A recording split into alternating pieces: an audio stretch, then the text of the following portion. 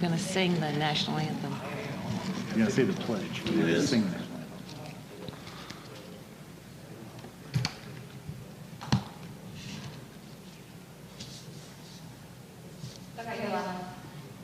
anthem. Good afternoon. I would like to call this special called meeting of the Oldham County Board of Education to order. It is July 14th, 2020, and we are at the Arvin Education Center. The first item of business, Superintendent, is to approve the agenda. Do you have any corrections or additions, sir? The only thing I would ask that we add is we did forget to put the Pledge of Allegiance on there. If we would do that initially, and then the rest of the agenda would be fine. Excellent. So, motion to approve the agenda made by Ms. Hundley and seconded by Mr. Dodson. All those in favor? And that's 5-0. Thank you. Dr. Smith, would you lead us in the Pledge of Allegiance, please? I pledge allegiance to the flag of the United States of America and to the republic for which it stands, one nation, under God, indivisible, with liberty and justice for all. Well done, Dr. Smith. Superintendent, we have one consent item, item A. Would you take us through that, please, sir? So I actually have Mr. Bohannon here is to consider the approval of a change order for South Oldham High School. It is a more expensive change order than we usually like to see, but there is good reasoning behind that.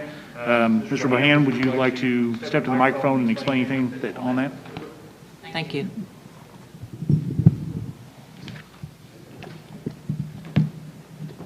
Welcome. Thank you. The location of the change order is for, the scope of the work included in that change order is for the relocation and replacing of an 8-inch water line, which is the fire main in front of South Oldham High School. If you're picturing the front of the school, it's to the right of the previous entrance by the staff parking lot. When we were removing the surface and getting down to subgrade there, we recognized that sprinkler line had previously been installed a lot shallower than necessary, and with putting the new work in place, we're going to lower it down. So that change order includes the replacement of that pipe, the relocation of the fire hydrant associated with it. The only thing that is not included in that price is the actual amount of rock that will be removed or required to lower that. So there will be an additional change order that will follow that will have the exact amounts of that rock removal. And that is a unit price that we will utilize in that. It's already in the contract. Any questions about that? Questions or comments? And I will point out that the dollar amount on that does require KDE approval, so what we're asking for is preliminary approval pending KDE's approval of the change order. Thank you, Mr. Bohannon. So your recommendation, Superintendent? Approve the consent item as presented. All right, motion to approve made by Mr. Woosley and seconded by Ms. Hundley. All those in favor? And that's 5-0. Thank you. So Superintendent, we have one superintendent report with many subsections, sir. So let's begin. If I first could just thank the members of the subcommittee, and not only the folks here in the audience, but also the ones that have been working with the subcommittee chairs. This has been a long, daunting task. We still continue to get updates to guidance. We've received more updates today through KDE, so it's an ongoing process. This is basically a status report with some action items to come later in the evening. But I do want to share my appreciation for the hard work that everyone is putting forth into trying to make the opening of school as doable as possible. Thank you, sir. I completely agree. So let's begin. So I'd like to first call Student and Staff Health, Lisa Burgess and Ann Corson. They will have one of the longer reports, but obviously we are very concerned about student and staff health, and we want to make sure that's on our forefront. Excellent. Thank you, Mr. Schultz.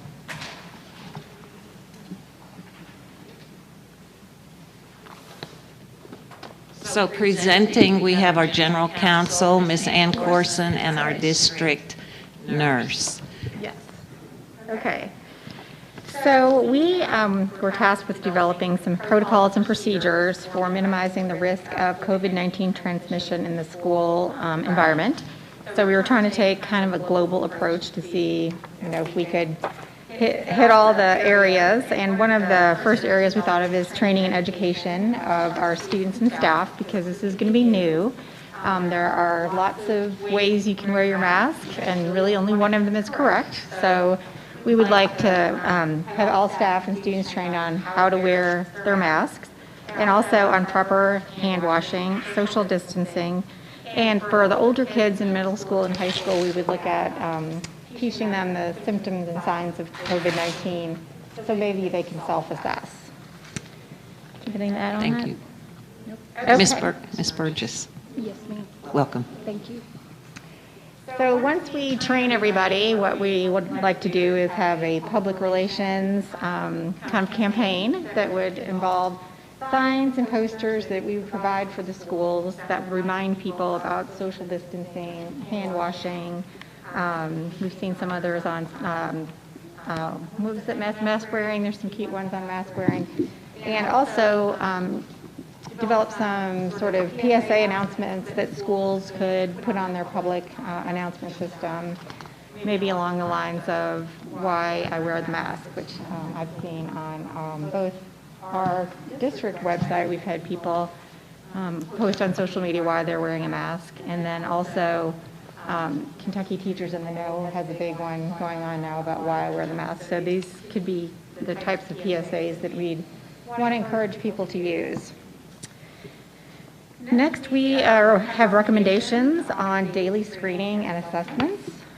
For students, all parents would be provided a self-assessment for their student, and they would be asked to take their temperature and attest that their child has none of the COVID-19 symptoms before they put them on the bus. This is kind of an important process because we don't want them getting on the bus with any kind of symptom. And we don't even want them at the bus stop with any symptoms, because then bus drivers, would have to leave them there, and we can't leave them there, so we'd have to transport them at least to the school site. So we really want to get parents used to the idea of self-assessment, and we have a form for that they would fill out either on a daily or weekly basis. They would also come into school. We would do randomized temperature checking of all students, since we're requiring masks, which we'll get to in a little bit later, with the goal of testing 20% of the students per day. Obviously, preschoolers, we would take all of their temperatures every day because they are not going to be masked. That's the only group that we are not recommending masks for. Staff members would also be doing a self-assessment and temperature taking every day before they come to the office. We are already doing that for people who are at work already, and they are keeping those logs either at their home or are bringing them into their supervisor, depending on what the supervisor has requested. We do need to keep track of those so that if we have an outbreak and there's any kind of audit, we can show that our employees have been doing their self-assessments. For visitors and guests and contractors, we'll have their temperature taken upon entry to the buildings, and they will also be asked to be taken a self-assessment also, asking about any COVID-19 symptoms or whether they've had any contact with anybody that has had COVID-19. We're already doing that, so it'll just be continued on once school starts. Do you have anything to add to any of those? Nope. Okay, getting to face coverings. Our face covering recommendation is to consider a policy that would require a face mask or face covering for all students in grades kindergarten through grade 12, and they would wear masks on the bus, in school buildings, and participating in school activities whenever they're unable to maintain 6 feet of social distancing. Requirements for masks during athletic events would follow the KHSAA rules, their guidelines. I think right now their guidelines are unless you're directly participating, if you're waiting to participate, you are wearing a mask. All staff members would have to wear a mask or a face covering when unable to maintain 6 feet of social distancing in the school building. In addition, face coverings would be worn by both staff and students when they're moving throughout the building, regardless of their ability to social distance. So the recommendation is if you're moving, you're masking. That's been what the public health department has recommended. So In hallways, we would expect everybody to wear a mask, whether they're the only one in the hallway or whether there's a whole hallway of kids. We would have a process for granting exemptions for students and staff who have a medical condition that would prevent them from wearing a mask. We would also have available face shields for anyone that cannot wear a mask but may wear a face shield. So that might even drop the population down a little bit lower for people who are able to wear a mask or wear a face shield but not a mask. Ms. Corson and Ms. Burgess, let me just ask, at what point would you like for us to ask questions? Shall we wait till the end of your presentation or section by section? However you want it. If you got a question, jump in. Okay, any questions at this time? Ms. Hundley? I have a question.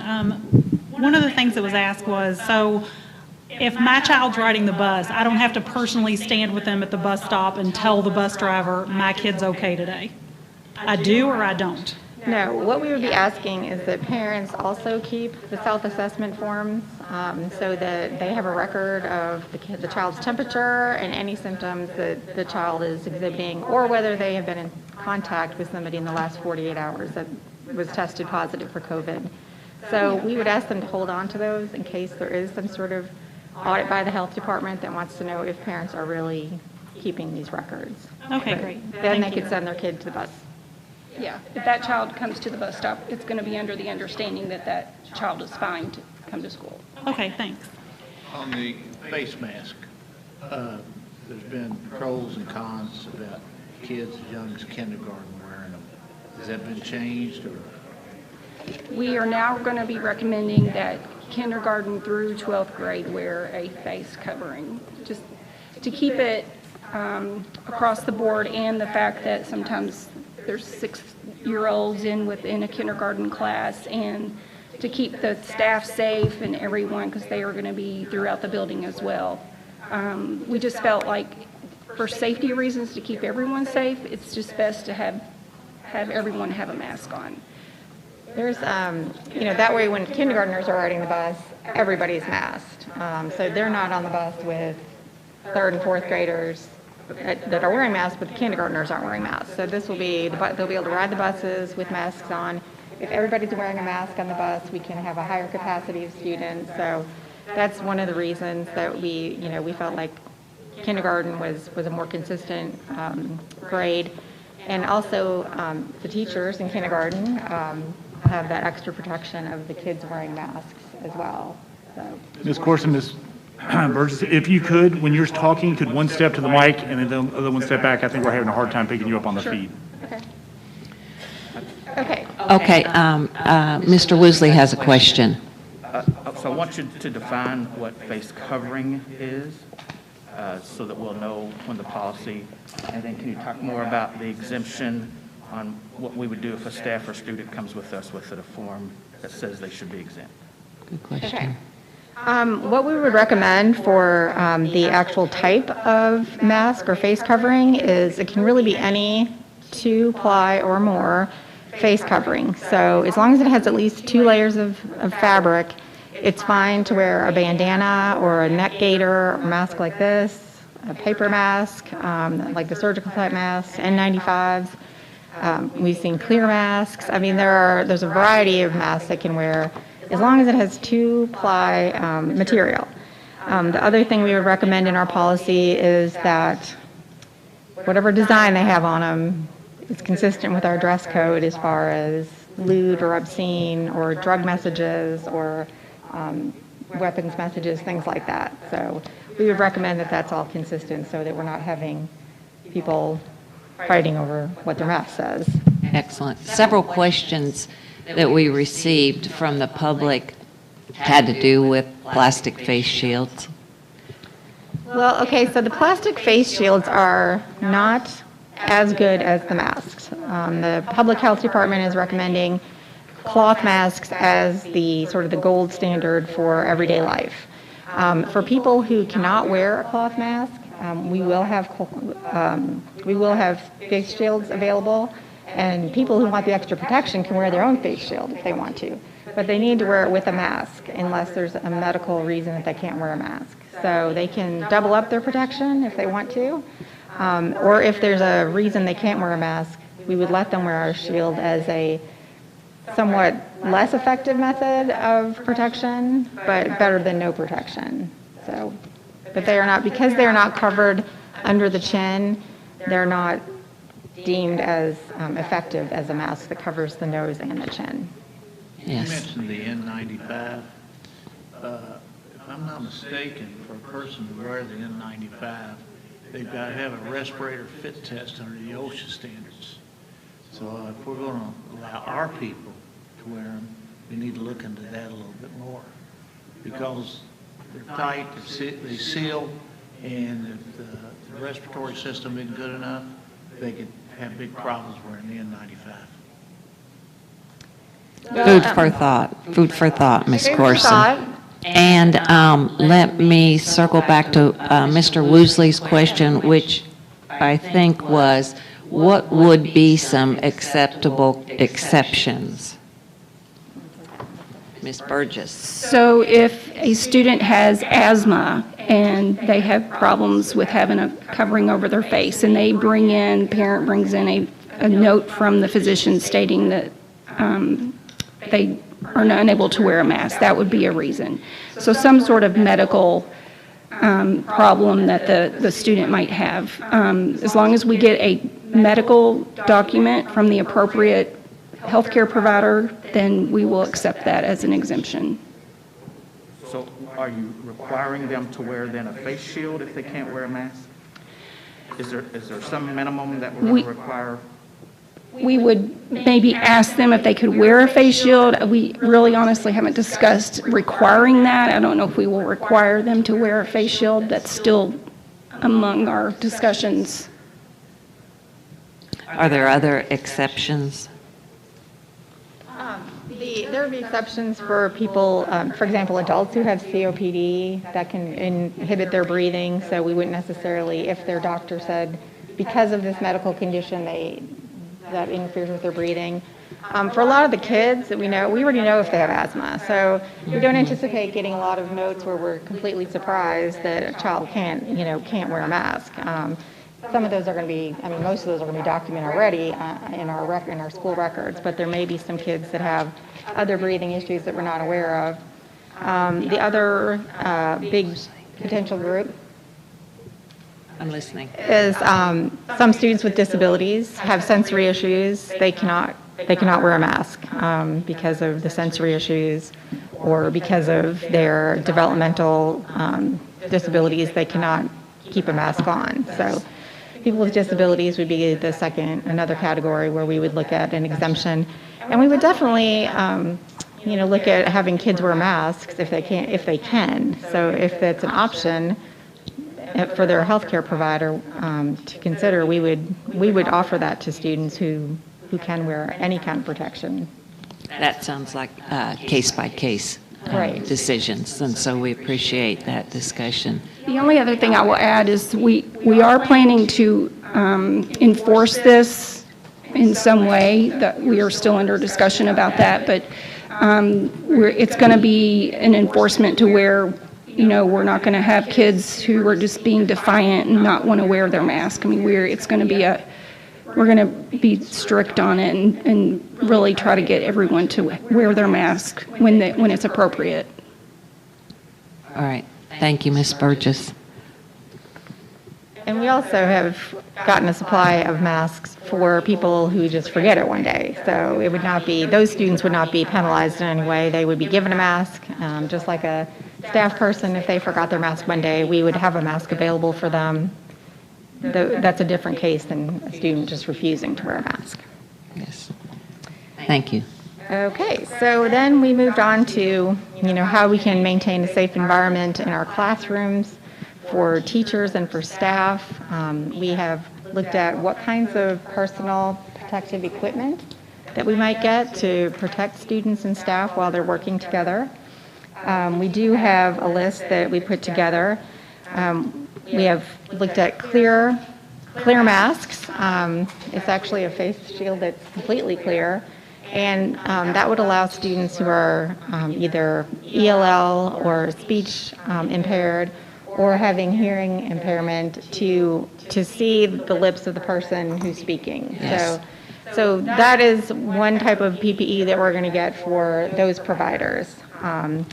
We're also looking at getting the face shields for both people that can't wear masks and people who feel like they need an extra layer of protection, because we know in some of our classrooms where kids are, talking or spitting or doing things that create a lot of opportunity for this virus to get out into the air, we are going to provide those people with face shields to wear in addition to their masks. We would also provide those for certain students if they needed a higher level of protection. In addition to the face shields, we are looking at they're called KN95 masks. They have the same filtration level as an N95. They're a little bit different. They have a little different, they're loop-eared instead of around the back of the head. They do not need to be fit tested. I'm actually wearing one. I thought you were giving me the sign. No, I'm Nice. Mullen. This is what a KN95 mask looks like. Yes, he is wearing one. It unlike cloth masks that are really designed to protect others, the KN95 will protect others and protect yourself. It does filter out things coming this way as well as going that way. So we do have a supply of those that we are making available to our employees who have health conditions that make them at a higher risk of having a more severe case of COVID-19 if they contract it. We also have masks that we could make available for some students if they're in, have some condition where they're more susceptible, or, even if it's on a temporary basis. So we're looking at that. We have looked at plexiglass dividers for cases where a teacher and a student are working one-on-one and neither one is able to wear a mask. This has been primarily brought up in the hearing impaired and speech language and psychological testing, where it's very difficult, especially when they're doing psychological testing of younger children. So they are going to have plexiglass shields to put between themselves and the student to have one-on-one speech or one-on-one hearing impaired services. They are not recommended. Masks are still the number one recommendation of the Public Health Department, and masks should be worn whenever they can. But in cases where it would defeat the purpose of the therapy or the instruction, we are going to let them use these plexiglass dividers. We're also looking at getting some multi-student dividers for a similar reason, but for small group instruction when they have small group speech or small group ELL, so those would be similar. The last piece of PPE that we're looking at are gloves. There's been some requests for gloves. We are going to stock the health room and the nurses with gloves. They should really only be worn when at risk of touching bodily fluids, and so they're not recommended for everyday use or for walking around the building with gloves on. So our plan is to have those kind of distributed by nurses, used by nurses, rather than staff. Did you have anything to add on that? Obviously, custodial staff will have access to gloves for cleaning. Yeah, good point. And principals and directors are being surveyed on the needs for PPE in their building. So we're collecting those surveys right now based on the population of teachers and staff in their buildings. Our next recommendation has to do with health room safety. We're lucky that all of our buildings have a health room and are staffed by a nurse. So we're luckier than a lot of districts. When a student comes to the health room, the student and the nurse will both be wearing masks for whatever the student is coming there for, unless the student is on an exemption. We are getting movable privacy screens so that students who may be suspected of having COVID-19 would be able to be behind a screen where it's private, and it's also a vinyl screen, so it can be wiped down and keep separate from any students coming in who happen to be healthy, who are coming for reasons other than to get tested or to get assessed for COVID.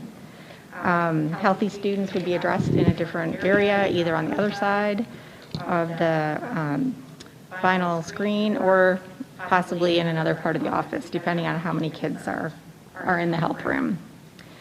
And that part of the room would not be used for 5 minutes. It would be sprayed with a disinfectant, and no one would enter that room for 5 minutes until the air has been disinfected.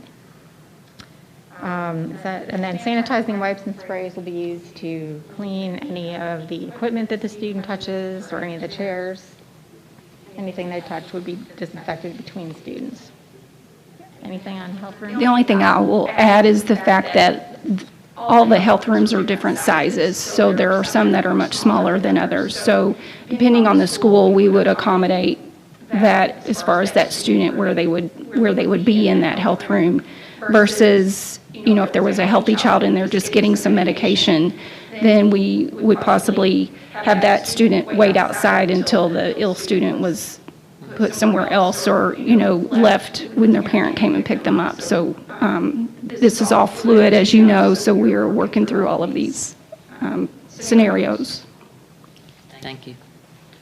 The good thing is they have experience working with kids that have multiple kids that have been sick at the same time, so I'm sure that they'll figure it out. Next, we are working on our protocols for exclusion and return to school. So there are several scenarios listed that we will have criteria for leaving and then for when they can come back to school. And the areas that we've identified are, you know, first of all, what happens if a student or staff member becomes sick at school? You know, what are we going to do then? Then we looked at what if a student or staff are tested positive or have been diagnosed by a healthcare provider. What do you do with the classroom? What do you do with the people that they've interacted with? And then we looked at people who have symptoms but don't go get tested because that's a different protocol. And then there's the students who would have close contact with a person with COVID outside of school. So those are students or teachers who someone in their household has been tested positive for COVID. Pretty much the health department says if it's somebody in your house, that's considered a close contact, no matter how you, I mean, I have teenagers, I wouldn't call it close contact, but no matter how you want to categorize it, they say that is close contact, and those people are going to have to be quarantined, probably for 14 days, depending on when the symptoms started for the sick person. The other scenario we are looking at are what happens to the students and staff who are exposed to a person who has COVID-19 in the school building. So if we have a student who is, or a staff member who is positive, how are you going to assess the other people that they've been around? So we have scenarios all sort of in a matrix of how we're going to deal with each of those situations. We are running those by our local public health. They've been helping us all along with these types of decisions and what's the best practice for exclusion and what's the best practice for bringing them back. And so they will give it a final look over, and then they will do the contact tracing for anyone that tests positive. So it's not going to be up to the schools to have to track down who this kid had lunch with and things like that. We're going to have rosters. We would give that information to the health department. The health department would determine whether those contacts were high risk, medium risk, or low risk. And then the health department would give them their mandate on whether they have to quarantine or monitor, get tested, whatever that's going to be. So the health department would do that. Same with employees. What the health department is telling us is if they know there's a positive case, which is supposed to be reported to them, that an employee would get a letter that says when they can return to work. So for those cases, we know we could have the employee bring the letter that says I can come back to work on July 15th, for example.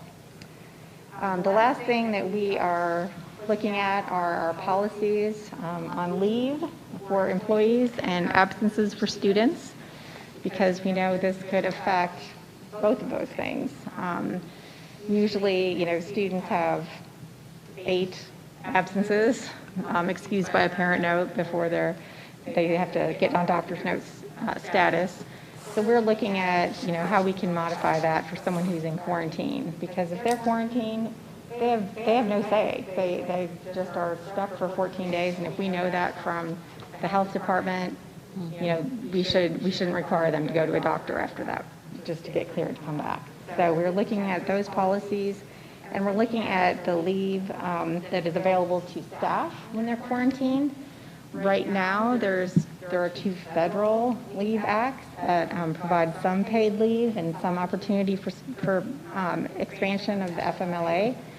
And it's not very, well, it is generous in some ways, but it's not as generous as unlimited sick days or unlimited emergency days. You may recall that in the spring, we had passed an emergency day policy that increased our emergency days just for the COVID pandemic. That provision in the law expired on June 30th.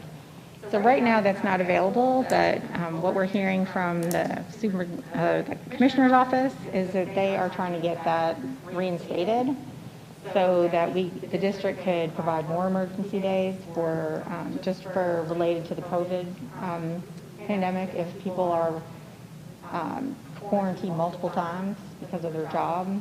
So we're looking at, taking advantage of that if it comes back into play. Yeah. Very thorough report. Did I cut you off, Ms. Burgess? That was our last thing. Well, there's one more thing on there I think you need to say. Oh, yes. Final bullet point. Sorry, you're right. The final point. And we would also explore options for immunocompromised teachers to work in the virtual academy or work some in an online fashion or telework if they can. Yes, excellent. Good point, Ms. Hundley. Mr. Woosley. And what's the liability of the district if we have students or staff that we know got the virus from school? Well, that's going to be hard to pinpoint, but if they did pinpoint it, what they would be looking at is, do we take reasonable precautions?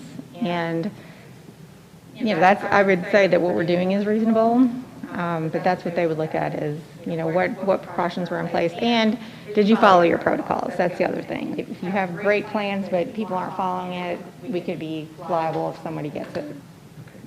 And I'd like to circle back to the exemption from earlier. I'm still a little bit confused on if a child or staff has a medical note that says they're exempted from wearing masks, do they get to go into general population with everybody else that has to wear the mask? Yes, they would be allowed to, be in their class or be in the hallways. How would you ensure that I'm sure you do temperature checks and everything else on them, but then how would you? I understand your Why you concern. would have kids wear masks and then others who would come in and say, I've got asthma, I can't wear a mask. Why would you then let them associate with everybody else? And do we know how many staff members have already submitted paperwork that says they can't wear a mask? So we did not get a accurate number on the initial survey that we sent back, so we've asked principals, we have our operational meeting tomorrow, and we've asked principals to bring those lists of teachers so that we can start planning, because obviously if it requires us to hire additional staff in lieu of those folks being in the classroom or for the virtual academy. So we're still in the process of collecting those numbers.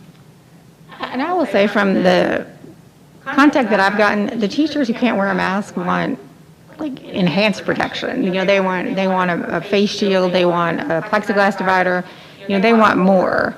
I think it's really the students who are a little bit more problematic if they can't wear a mask. A face shield, I feel like we could require that if the student can wear a face shield. I would think we would want at least the minimum, which would be a face shield if they didn't wear a mask. Right. As long as they can tolerate a face shield, we would want them to have a face shield. If for students in special classes who may not be able to wear either, that's where we're getting enhanced PPE for the teachers so that they are better protected. And then taking, at the school level, taking action to keep those students separated in those classrooms where not all students might be wearing masks. And my last question, you've changed the recommendation to include kindergarten. How are we going to keep kindergartens wearing masks all day long? with 1 or 2 staff members in a classroom? Well, that's a really good question. But, from the state level, they seem to think that modeling, instruction, parent support is going to be really important to get them to wear a mask. It's really a teaching expectation. Some kindergarten teachers I've heard from said, it's like everything else. I will teach it to them and they'll know the expectation and they'll do it. I think there's trepidation among people who are not kindergarten teachers who feel like there's no way I could wrestle a mask onto a kindergartner. But it is going to be a challenge. I think where you draw the line at 5-year-olds or 6-year-olds, you're still, they're still young people. The CDC says anyone over 2 can wear a mask, and I've certainly seen very young toddlers wearing masks. I think there's going to have to be a period of grace, especially with our younger students in the first several days of school, in terms of, as you say, they are educatable. And I have a 5-year-old grandson who wears his mask every time we go out in public. It can be done. My concern is there will be enhanced fidgeting with that mask and face and hands on their faces, which really defeats the whole purpose of wearing a mask. But I leave that up to classroom teachers. Yes, and we have offered the KN95 mask to kindergarten teachers too, as well as preschool teachers, so that, if they are in a situation where kids aren't faithfully wearing their masks, they can have the option to have. Can I back up to these scenarios that you say you are running by the health department? At what point will the board be able to see exactly how our schools will be able to handle those scenes? We actually have the second draft of the matrix done already. So we are just communicating with the health department, getting some clarification. There's been different advice given from the state versus the local, so we're trying to figure out how to kind of marry those two together and make sure that we're doing what's the best practice for having people come back. There are a couple of situations we know, like if you have a person that tests positive in your household, you will be quarantined for 14 days. They are not, there's nothing in our matrix that's going to change that. So right. There are some situations like that where it's pretty black and white, and then there are situations that it depends on whether it's a low risk, high risk, or medium risk contact, and that's all determined by the health department.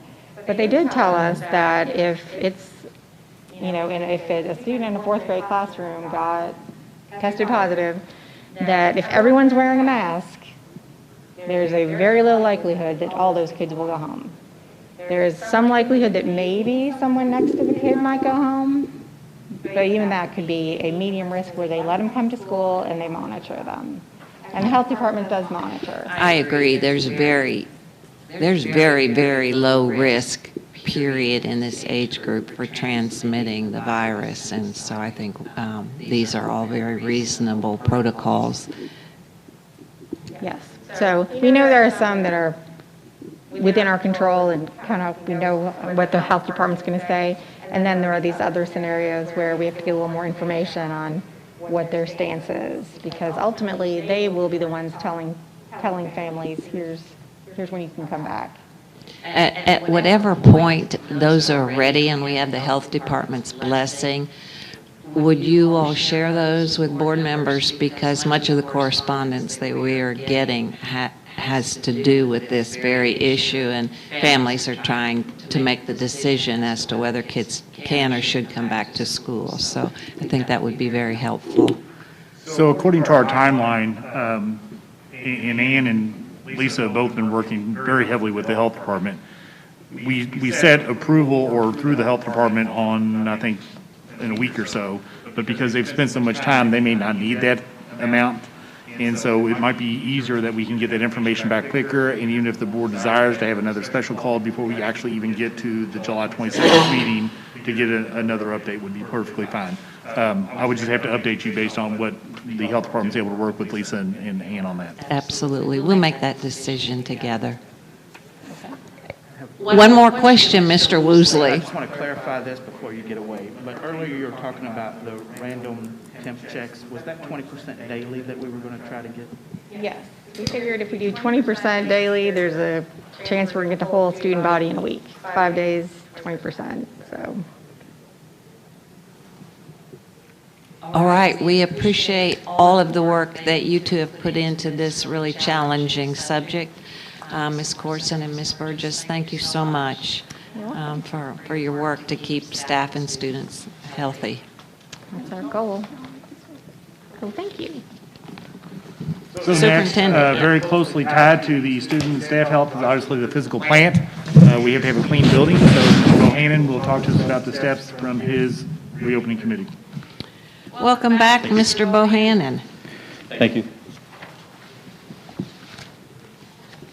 The purpose of the physical plant reopening subcommittee was to provide physical plant management procedures and support to schools and all facilities to ensure that the health of the physical environment is as healthy as possible for the return of students and staff to face-to-face instruction. Early in our subcommittee meetings, as Ms. Burgess and Mr. Corson alluded to, we realized that there was going to be a lot of need for supply chain management as far as personal protective equipment, hand sanitizer dispensers, soap, all of these products that we're talking about implementing in what our new normal is inside of the building and taking that load off of the school.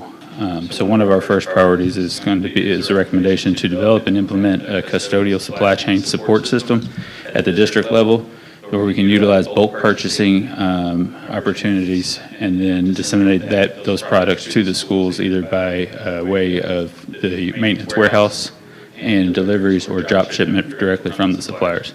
Our feeling is that being able to purchase those in bulk, we'd be able to, like I said, take advantage of some cost savings there, but also be able to maximize our potential to have those products and have them available to school as they're needed instead of 20 different facilities ordering 20 different orders of custodial supplies and having 20 different things back ordered at a time. So Excellent. be able to really take advantage of that system and put it to work for us. Another one of the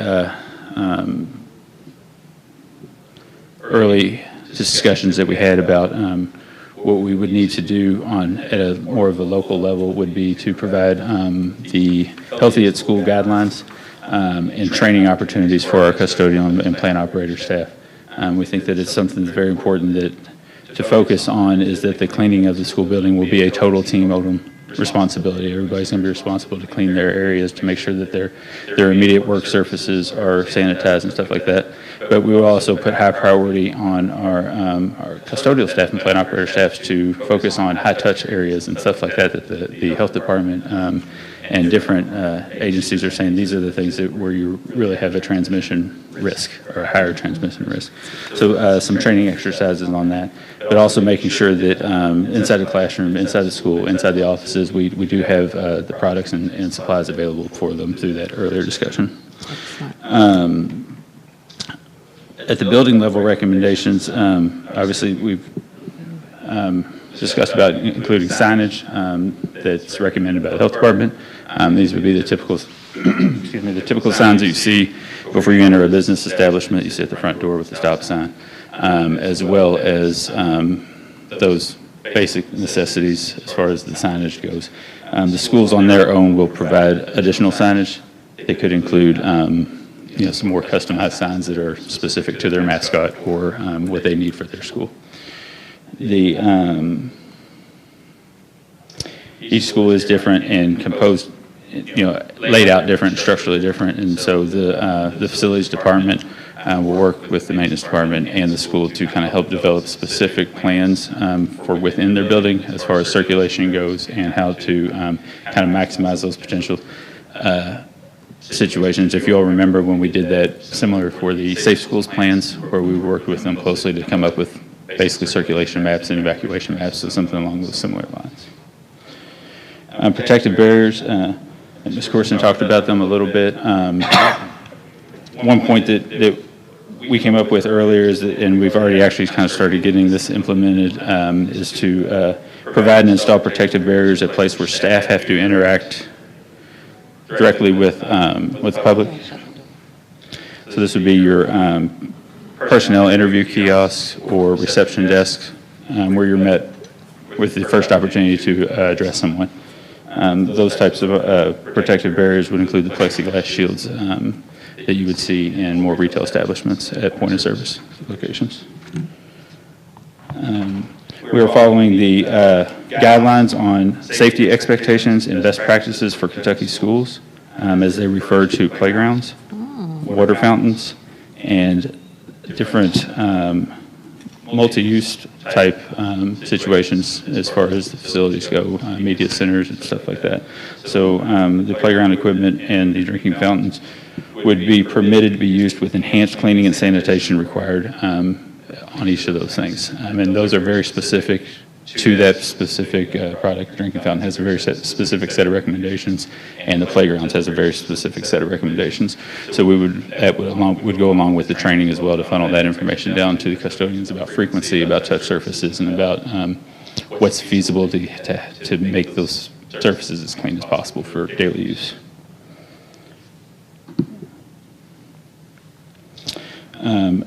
And then there's recommendations also included on there for classroom level recommendations. This would be providing classroom layouts, decluttering classrooms as much as possible to maximize the square footage of usage, to spread kids out as much as possible, and to give teachers basically some scenarios of seating arrangements and stuff like that they can maximize that space inside the classroom. And then further recommendations on the list that you'll see here is equipment purchases that would increase our frequency of being able to sanitize large rooms, classrooms, and then there's also devices included in there that would be more suited for use inside smaller spaces, bathroom stalls, buses, with the battery handheld devices. Are there any questions? Questions, Ms. Hundley? I have one. I know we talked about this in the meeting, but have you all checked the pressure on all the water fountains to make sure that the stream is coming out so that a kid isn't really inclined to put their whole entire mouth on the water fountain? Yes, I think that would be something that we would definitely want to. We have over 250 water fountains in the district, and we tested every single one of them 3 years ago for proper operation back when we did our lead water quality testing. So those types of devices, if they have changed since then, if they were not functioning at that time, we shut them down and put them into the work order system to have them maintained. If there is types of devices that have very low stream or not functional, we do need to identify those, and that would need to be maintained through the work order system. The school's letting us know with the maintenance department and then addressing them, and if need be, shutting them down so that they're not really close contact. Again, I mean, they are what they are. We do have to provide them by building code, especially in areas where there's food being served for choking hazards and stuff like that. But of course, students are very much recommended to bring their own containers and fill them up and Yeah, excellent. reduce the use of them. So, Mr. Bohannon, could you just share a little bit more detail on what the guidance on safety expectations for the playgrounds are? I can anticipate Yes. that being a concern of our families. And I can provide you more detail as far as the guidelines are laid out by the organization that kind of monitors that and the authority on that figure. But basically, it's touch surface focused. Your handrails and slides and grab rails like that being disinfected and cleaned on a regular basis during the day on a wipe down, and then a deep clean once a day or every other day. But basically, once a playground is used, children need to wash their hands before they go out to use it. They need to wash their hands when they come back in for it. And then when the recess period would be over, that would need to be wiped down. The high-touch surfaces would need to be wiped down. It doesn't say 15 minutes, 20 minutes, 30 minutes, but it would say, after a frequent amount of use that it would need to be wiped down. And then there's also recommendations on that as far as extending the schedule of recesses so that you don't have as many kids using it at one time, similar to conversations that we've had about how do you use cafeterias and stuff like that, and to basically kind of try to minimize as much shared use as possible, and give you that time to wipe down surface and stuff like that. I don't think that there is a feasible recommendation that every touch surface on a playground is going to be sanitized between each kid going down the slide. I mean, it's just not realistic, but I think that between periods of use, even if that period is 2 recess periods or 3 recess periods, that would need to be sanitized before the next use. And then, for the enrichment centers, at the end of the day, they would need to have a good cleaning done on them at that time as well. So to carry that thought a little bit further. Yes, ma'am. For the sake of our families, and without getting too much into the details, because I know our schools will have to work some of these details out, but who would be responsible for that wiping down, et cetera? I think that that's another one of those things where it's going to be a total team effort. I mean, there will be custodians that will be inside the building sanitizing and taking that opportunity while the kids are not in certain areas to be cleaning inside the building, so that there will be staff members that are with the children, both before, during, and after school, that would be prime opportunity for them to wipe down after. I don't think there is a great answer to how clean can we get it. The only surely safe answer is to not use them at all, and I don't think that that's an option that any of our school or kids want. Yeah, I agree. Mr. Dodson. I've got a couple things. Yes, sir. On the water fountains, are they designed where you can put a water bottle under it and the water comes down, or you got to hold it down at the bottom?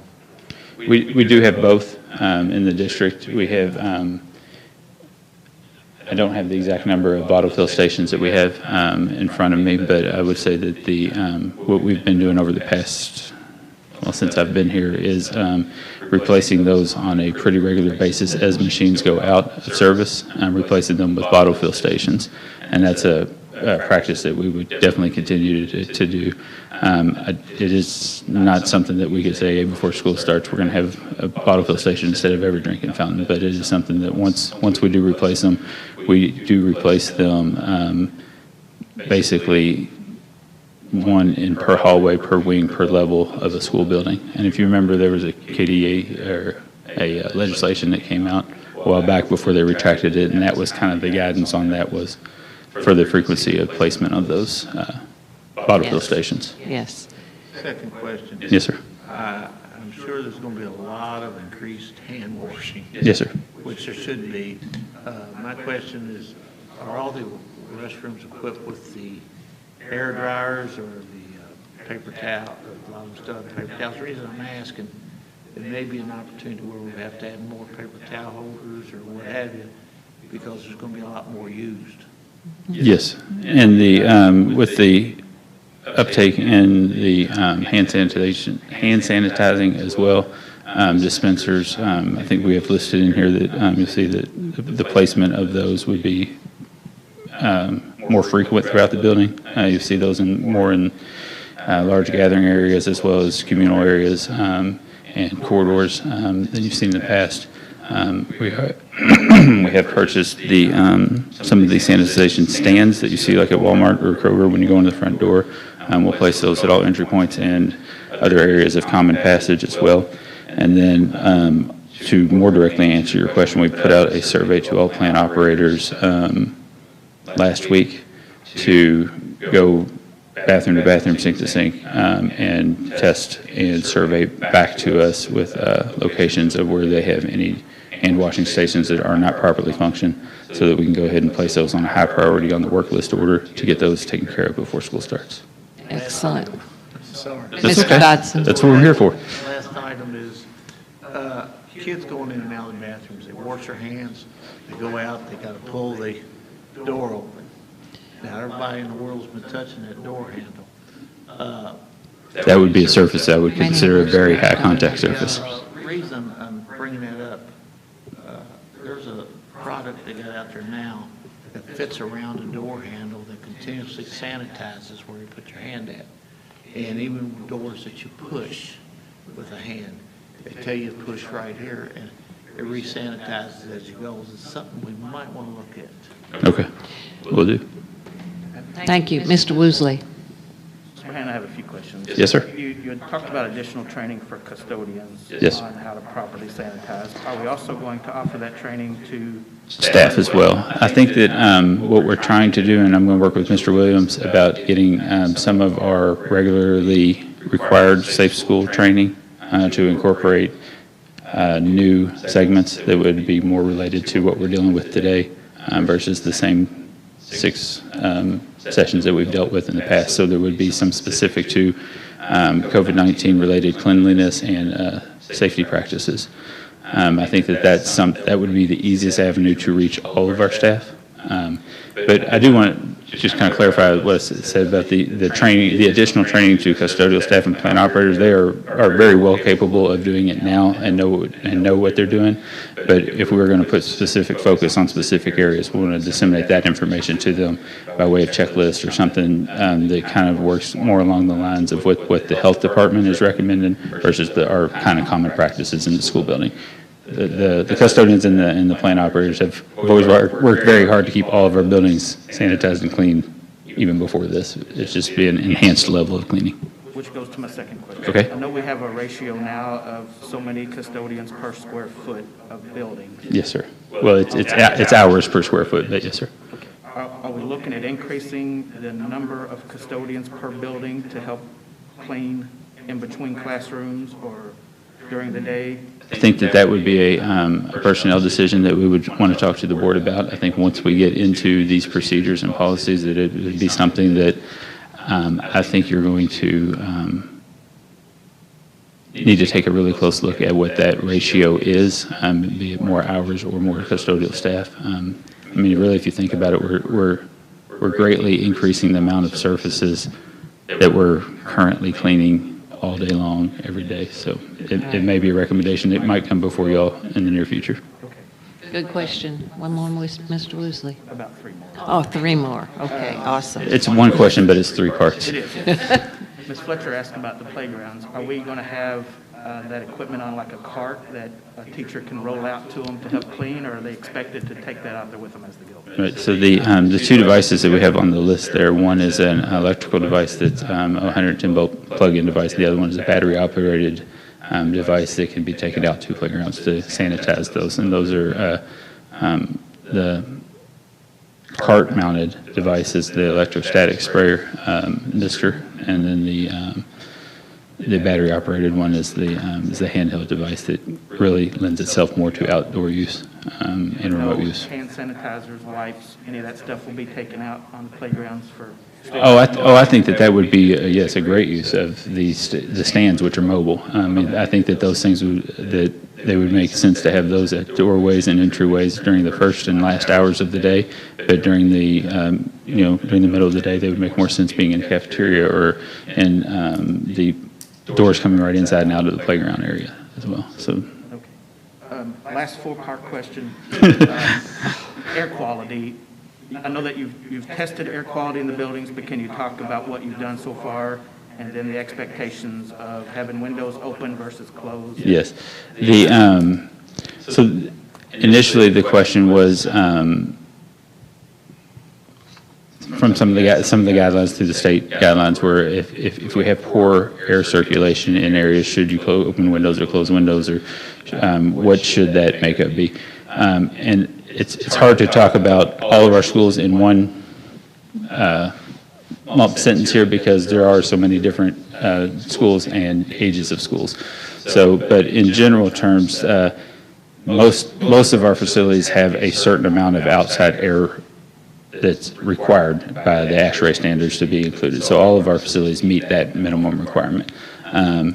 What our investigation is to our engineering consultants is if you take that to the next level, add 5% to that, add 10% to that, does that equal better indoor air quality, or does that equal, and how does that compare to energy usage and stuff like that? And basically with the results of that kind of quick investigation with just engineering minds that we kind of paid to help design these systems, was that you could increase the outside air amount in the classroom, but it doesn't necessarily increase the indoor air quality because it all gets mixed in together through a energy recovery wheel, basically, to temper that air before it reaches the classroom. So even if you were bringing more outside air in, you are mixing that with the make-up air inside the building. So yes, we could increase the outside air. Yes, it would cost more, but to cool it or heat it in that type of environment, it would have minimal effect on the air quality inside the classroom. Another question that came up was the smaller portable kind of plug-in units. Those don't move enough air in a classroom. I mean, you would have to have basically a industrial-sized filtration device to do that, which is what we have in each mechanical room. So we are already doing what that little device would do, plugging it in the room, in the corner of the room. I don't know if I exactly answered your question there. Yeah, Okay. I think the last part was we're going to make sure the windows are remain closed. Yeah, and that one is one of those things where are we going to sacrifice something we've put in place to secure kids from one thing to allow another thing? Especially on the first level of floors, we keep those windows closed to protect kids in the classroom. And the same reason we keep doors shut and locked when kids are in that space. If we start to go away from those things, we're opening ourselves up to other concerns that we've already said we put policies in place to protect them from. And so I would just like to echo that. Mr. Davis, who works as our Safe Schools Coordinator, has already been sitting in meetings all summer long with Kentucky Safe Centers for Schools. And things like locked doors, closed windows, those things are not off the books. They're still the best regulated mandates that we're supposed to be doing. So we're following those as well. Excellent. Do you have any more questions, Mr. Woosley? Good questions. Any other questions, board members? Good report, Mr. Bohannon, and I also want to thank the others that served on your committee. You put together a great committee of several directors, and we want to thank each of them for the time that they committed to serve on this I do committee. appreciate that, and as well as the input from our custodial and plant operating staff as Yes, well. yes. Thank you so much. While he's cleaning the mic, I'd also like to just make a statement is that, and Mr. Bohannon can testify to this because I say this to him all the time, if we say that we're going to do something, we have to do it. We have to under-promise and over-deliver. Anything that you see within these pages, we will do it, and we will do it to the best of our ability. So I just want to make sure that everybody understands that this is a living document. Thank you, sir. Yes. Dr. Smith, if you'd please come and talk to us about the Virtual Learning Academy. Good evening, everyone. Good evening, and board members, we will probably take a 5-minute break after Dr. Smith's report. Board members and audience. So I am very fortunate to co-chair the Virtual Learning Academy subcommittee for our reopening committee. We have been meeting on a very regular basis, and we've been presented with a really interesting challenge. So imagine creating a virtual school that supports kindergartners to 12th graders. Stand it up and get it ready to go the first week that we get back. When we unpacked that problem, we looked back to the spring of last year to understand the best practices we could take from our NTI experience. The Virtual Learning Academy and NTI are two very separate things, though. So I want to put that out so that there's no confusion. NTI exists over here in special circumstances. The Virtual Learning Academy is a separate thing. What we would recommend to the school board is to create an online virtual learning academy that is open to all students in Oldham County. That there is no special admission requirements, that any parent that has a child that they would like to enroll, they would be able to enroll them. We would have elementary age students that would be paired with a certificated teacher, and that would be kindergarten to 5th grade. And then for our middle and high school students, we would pair those students with a virtual learning coach. Now, there's a little bit of language there to clarify. A virtual learning coach is someone that would help them get onto an online learning platform, navigate that platform, and learn from the lessons, the videos, the other instructional materials that are in the platform. For younger children, we believe that you should have a teacher that actually creates a classroom environment for the students. but that would be including things like a morning meeting and some direct instruction that would occur on a series of times over the course of a week. For our youngest students, kindergarten to second grade, we also would like to include phonics in the instruction that we deliver because we're trying to get those students ready to read in third grade. All of our courses would be 1 year long, but they would be broken into 3 trimesters. So each trimester is approximately 12 weeks. And the students that are in the Virtual Learning Academy, when they commit to attending, would stay for the entire trimester and then would return to their home school if they chose to at the end of a trimester. So if you started the beginning of the year, you would end up coming, and Eric can speak to this a little bit more clearly, you would finish on approximately November 13th and start the following Monday, November 16th. For our elementary students, most of the videos and instructional materials would be delivered through Google Classroom. Some of the performance tasks would use an app that we would recommend to you called Seesaw. We heard from teachers and families that used both Google Classroom and the Seesaw app very effectively for NTI. And then for our 6 to 12th grade students, we would be using the Edgenuity platform. This is something that we use currently with students in middle and high school in the county right now. But with your approval, we'll move forward creating our trimester courses with teacher input to ensure that the units of study and the skills and content knowledge that kids are learning in Edgenuity would be similar to what is being learned in each of our schools. So that if I did return to my home school in November, I've learned similar material that the other students in the home school have learned. So you can have a transition back and forth pretty effectively. I'm going to pause right there to see if you have questions before we talk about teachers and coaches, 504 plans, IEPs, or anything like that. Any Yes. questions on the big structure? Thank you, Dr. Smith. Questions, board members? Ms. Hundley? The one thing I just want to specify is a teacher that is teaching in a classroom is not also expected to teach in the virtual world as well. That is correct. Okay. And the distinction would be, and there's a lot of unknowns here. So with the board's approval, we would open up the enrollment and we would see how many students are interested. Is it 100? Is it 1,000? Depending on those numbers, we would also look at teachers who have reported to us that they are unable to return to the classroom. And we would work with human resources in that group and try and pair teachers who couldn't return to the needs of the Virtual Learning Academy. But no, we would not ask a teacher that is teaching in the regular school to then go and teach online or in some other capacity. Perfect. Good question. Mr. Dodson? Yes. You talk about not leaving for a trimester, which I totally agree with. Yep. Say a student is in the Arvin Center in engineering, Yep. and they want to do the virtual academy, but yet they want to report over the Arvin Center. Is that a no or what? So I have been talking with Mr. Watkins about ways that we could ensure that kids that attend Arvin would have, there's some creative ideas that we've been throwing around to allow students who are in a virtual space to still be present in classes at the Arvin Center. But we also have found that Edgenuity has between 80 and 100 CTE courses that align to some of the courses that are here. So it's not a perfect match, but it's close. I was going to say, Mr. Dodson, in general, the simple answer, just so everybody, would be no. But once again, as we're building this, we really are trying to make it the best educational experience we can, because this is not, we're not trying to build a system for second-class citizens or second-class students. We want to make it a rigorous, engaging, because many of these students are not making the choice to stay at home. They need to stay at home. And so as we're looking through these exploration things, the simple answer is no, because there's some logistics as far as I'm not in school, I then show up for one class out of the day.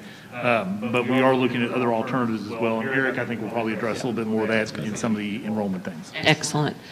I agree and understand your question, Mr. Dodson. Mr. Woosley? Just a 6-part question.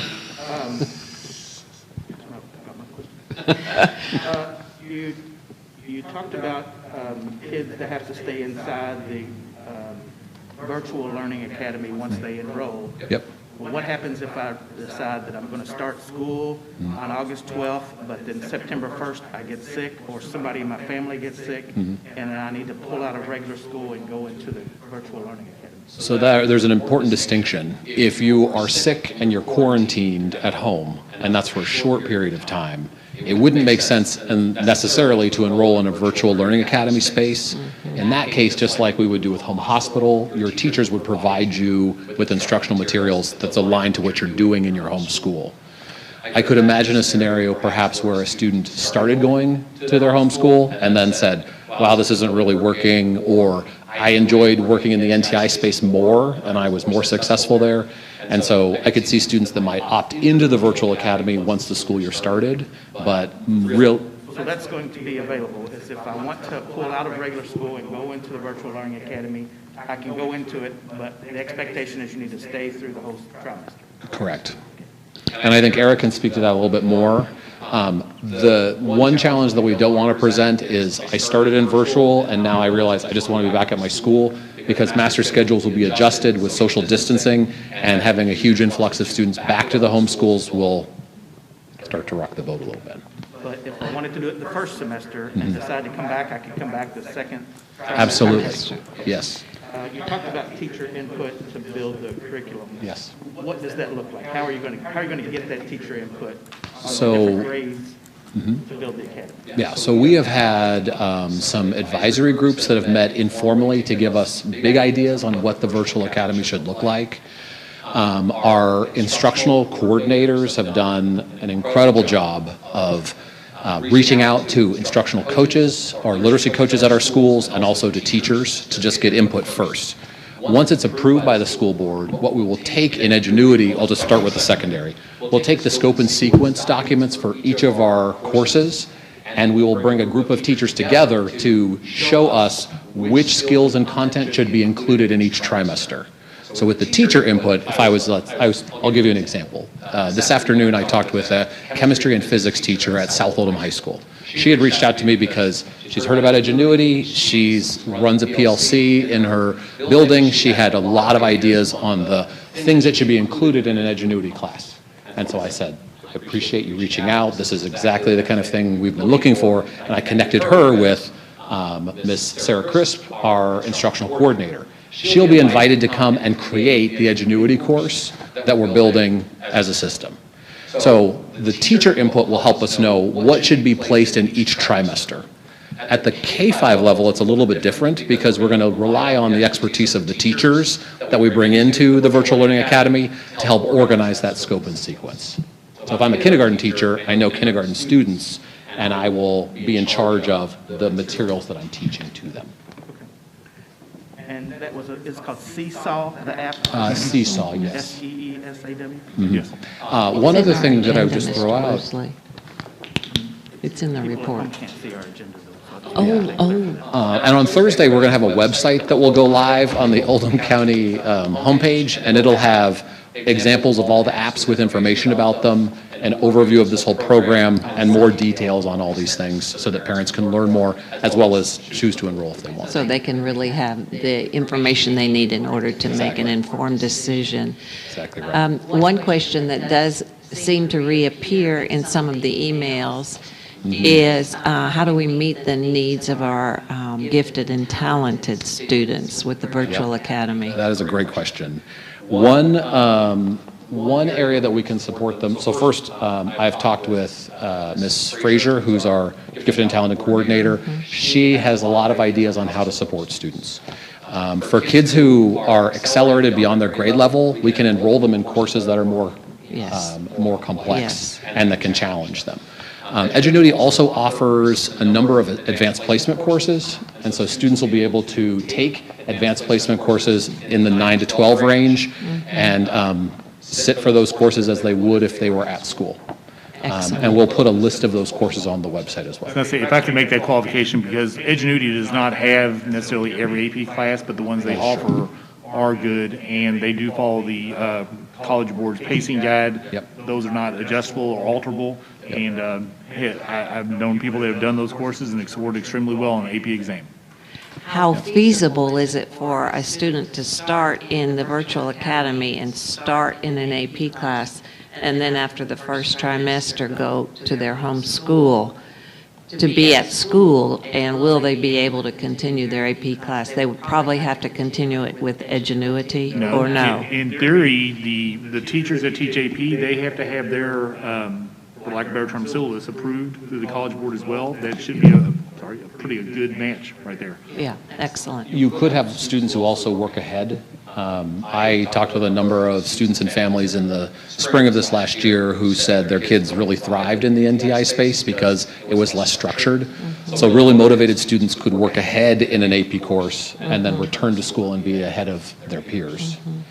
There's also a lot to learn in every AP class, so doubling up would be probably just fine too. Just to circle back to Mr. Woosley's first question, I believe, it doesn't sound like we are offering a real fluid situation for kids to bounce from classroom into the virtual academy and then back into the classroom. We really want students to commit.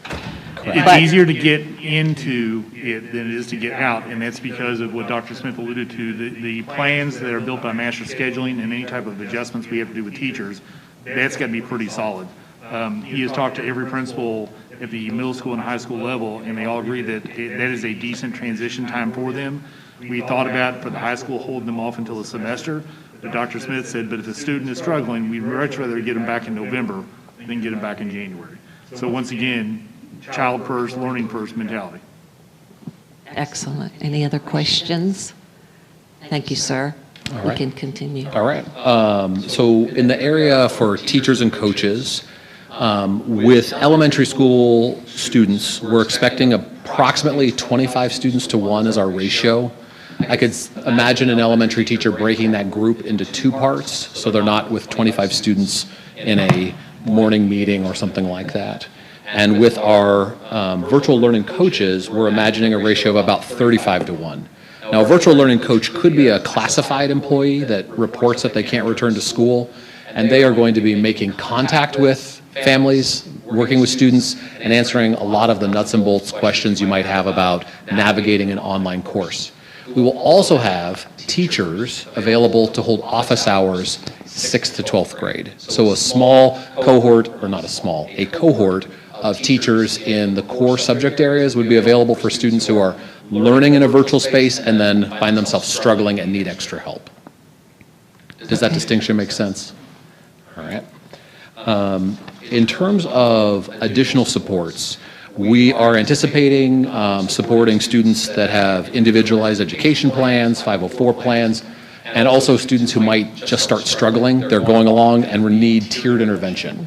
And so we will have, for students that are supported with an individualized education plan, we'll have an ARC meeting that takes place to make sure that we review instructional minutes, modifications, accommodations, and those sorts of things. We'll have a 504 team meeting that will take place for students that are supported with a 504 plan. And then in terms of intervention, there are a few, we've come up with a couple of ideas on how we could give students a second dose of the material that they're learning.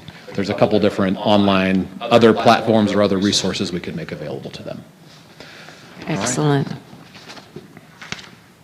And that's the scope of what we're trying to do. Oh, excellent. Well, thank you, Dr. Smith. Are there any other questions at this time? Mr. Dodson. One comment. I do like the format compared to the NTI, night and day. Yeah. And it gives me a better feeling of the virtual compared to the NTI. It really does. All right. Can I have a question? Yes. I know some parents had wondered, so if the district had to go back out of school, could you talk about the fact that virtual are going to stay on virtual? Sure. And what kids that were in a classroom, Yep. what would happen with that? Good question. All right, so let's say our August 1st deadline has come. We've enrolled our students in the Virtual Learning Academy. They're working with their teachers, they're moving along, and now it's September 15th, and we need to go to NTI for a short period of time. Students in the Virtual Learning Academy and the teachers that are supporting them would continue moving along as if nothing else were happening in their home schools. They wouldn't be put back into their home school, they would continue in their virtual space. And we are developing with, again, teacher input and with some work through our CARES funding, a team of teachers that are coming together to help create the NTI model, which will have some similarities to what we're talking about here in the structure how you would deliver a week's worth of lessons over a period of days. But the NTI experience would be for those students in their home schools, going home and working virtually. The Virtual Learning Academy students would be, I don't want to say walled off, but they would be in a completely different place doing different work. Good question. Mr. Woosley? Is the district going to provide nutritional services for folks in the virtual academy? I believe that we, I was going to say, I see Mr. Deves nodding his head. I believe that we would, yes. Yeah. All right. And And for families who decide to enroll in virtual academy, will their students be allowed to play athletics with the rest of the students? yes, so sports and extracurricular activities, students could participate in those activities at their home school. So you could be in Virtual Learning Academy during the day and then go and participate on the football team after the school day's over. And I think Mr. Davis can speak a little bit more to that, and also related to things like band or drama, things like that. Yeah. I have one more question. Sure. As a parent, I'm selecting per child, right? Not Yes. if all four of That's mine are correct. either going to go, but Correct. if two of them want to go and Yep. two of them want to stay home, then I Absolutely. can make that decision as a You parent. get to decide which child of all of your children, which one you would like in Virtual Learning Academy. It's completely up to you. Thank you. Good question. That's a very good question. Other questions, board members? Mr. Kehoe, are you able to hear, and do you have any questions, sir? I don't want you to not be able to get your questions answered. Okay. Excellent. Okay, thank you. Great report, Dr. Smith. And at some point, Dr. Smith, would you share your committee members with us? Sure. It's probably on our website. Yes. But I'd like to get the names from you, I would sir. be happy to. All right. Superintendent, with your permission, can we take a quick break and resume at 6 p.m.? Yes, I just ask if you move your mask. Yes, sir. All right. All right, so the board has just It is. He's thinking band class. I was just practicing, Lori. They could, yeah, but see, it's linked. So. I just want to put it on your reader. All right, so the board has just returned from our short recess. I would like to make a quick little statement about the fact that board members and some of our distinguished guests in this room have taken off our face masks because we meet the criteria for 6 feet or greater social distancing. And so those are the same expectations that we hold for students and teachers and staff. So I just wanted to clarify that point for everybody. So thank you for allowing me to do that. We're ready to move on, Superintendent. All right, so next I would ask that Mr. Eric Davis talk to us about the enrollment plan for the Virtual Learning Academy. Welcome, Mr. Davis.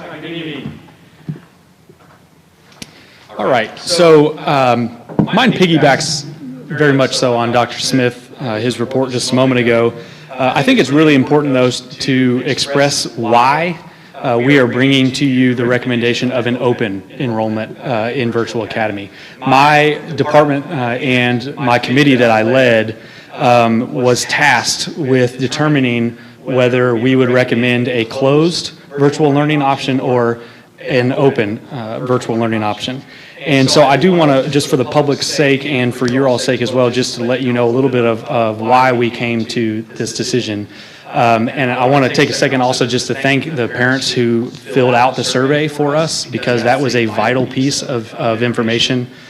So my committee took the responses of almost 7,000 respondents and had a large discussion with the data. And reading through that, seeing the needs of our community, we felt that it was best to recommend that any parent would have the option to choose at this point in time whether their child would come back for in-person instruction or for virtual learning. There were many valid reasons to keep it closed, but there were also many more valid reasons to recommend and open virtual learning. So I bring you that today and just wanted to make sure that it was put out there that those responses were meaningful, and we did take those responses and are therefore bringing to you this recommendation. So I'm going to walk through a little bit of what enrollment will look like, and then I'll be happy to answer your questions as well. So students, regardless of whether they are going to be virtual or in person, will register their students at their home school like normal. So that would include your proof of residency, if there are any fees that you may need for that, but any type of enrollment documentation that you would normally do in a school year will still need to be done. For example, for my children at Kenwood, they would still need to do that regardless of my wife and I, our choice of whether that will be virtual or in person. So nothing will change with that. Once that is complete, and once Dr. Smith, goes live, his website goes live, we do recommend that parents take a good amount of time to read through all of that information before making their choice. But on that, there will be a Google enrollment form. It is very simple.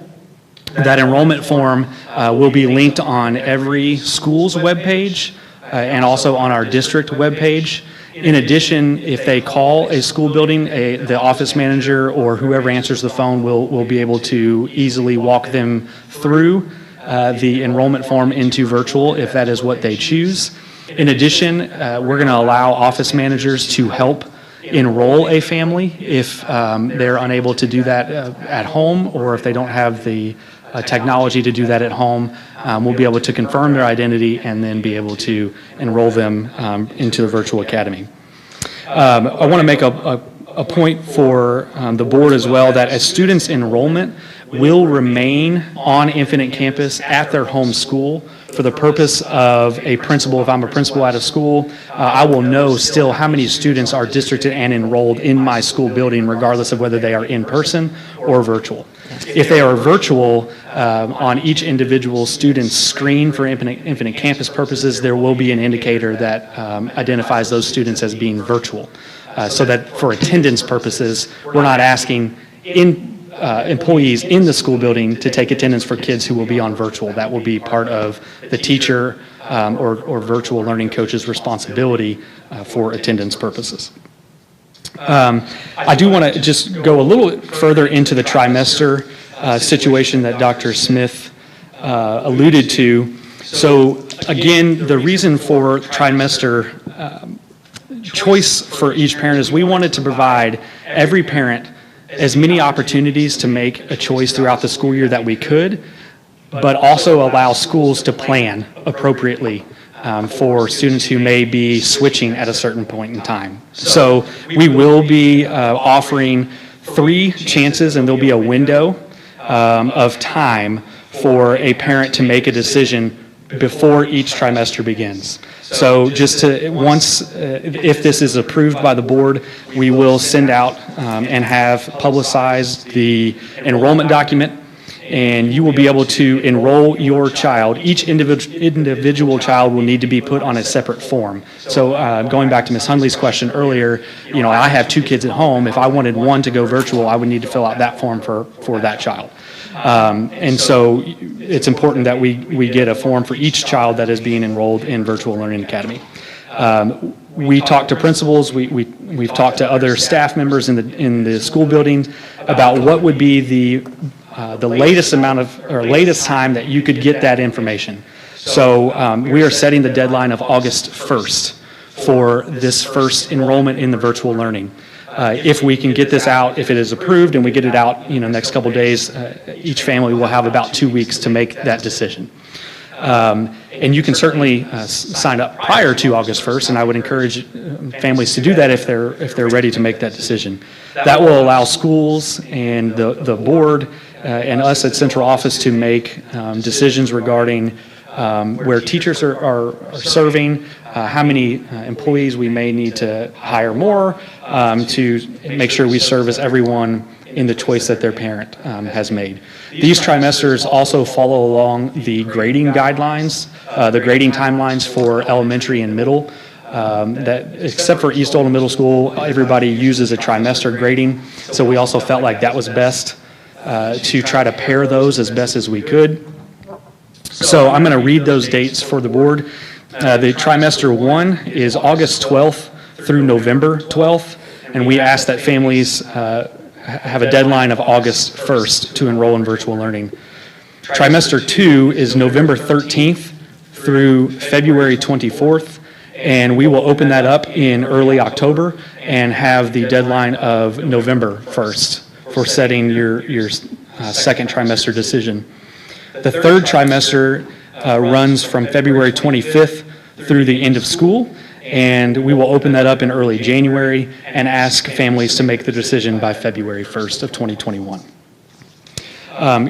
Again, I think this was addressed by Dr. Smith, but just wanted to reiterate that if during the school year we were to need to go on NTI as an entire district, or if a certain student is at Kenwood and Kenwood needed to roll down. I don't always talk about Kenwood, by the way. I don't know. It's just coming to me. If a school would need to shut down, any student who is, that is their typical homeschool, but they are on virtual, they will continue on their virtual and not shift over to NTI. So those are two different things, and I want to make sure that is clear.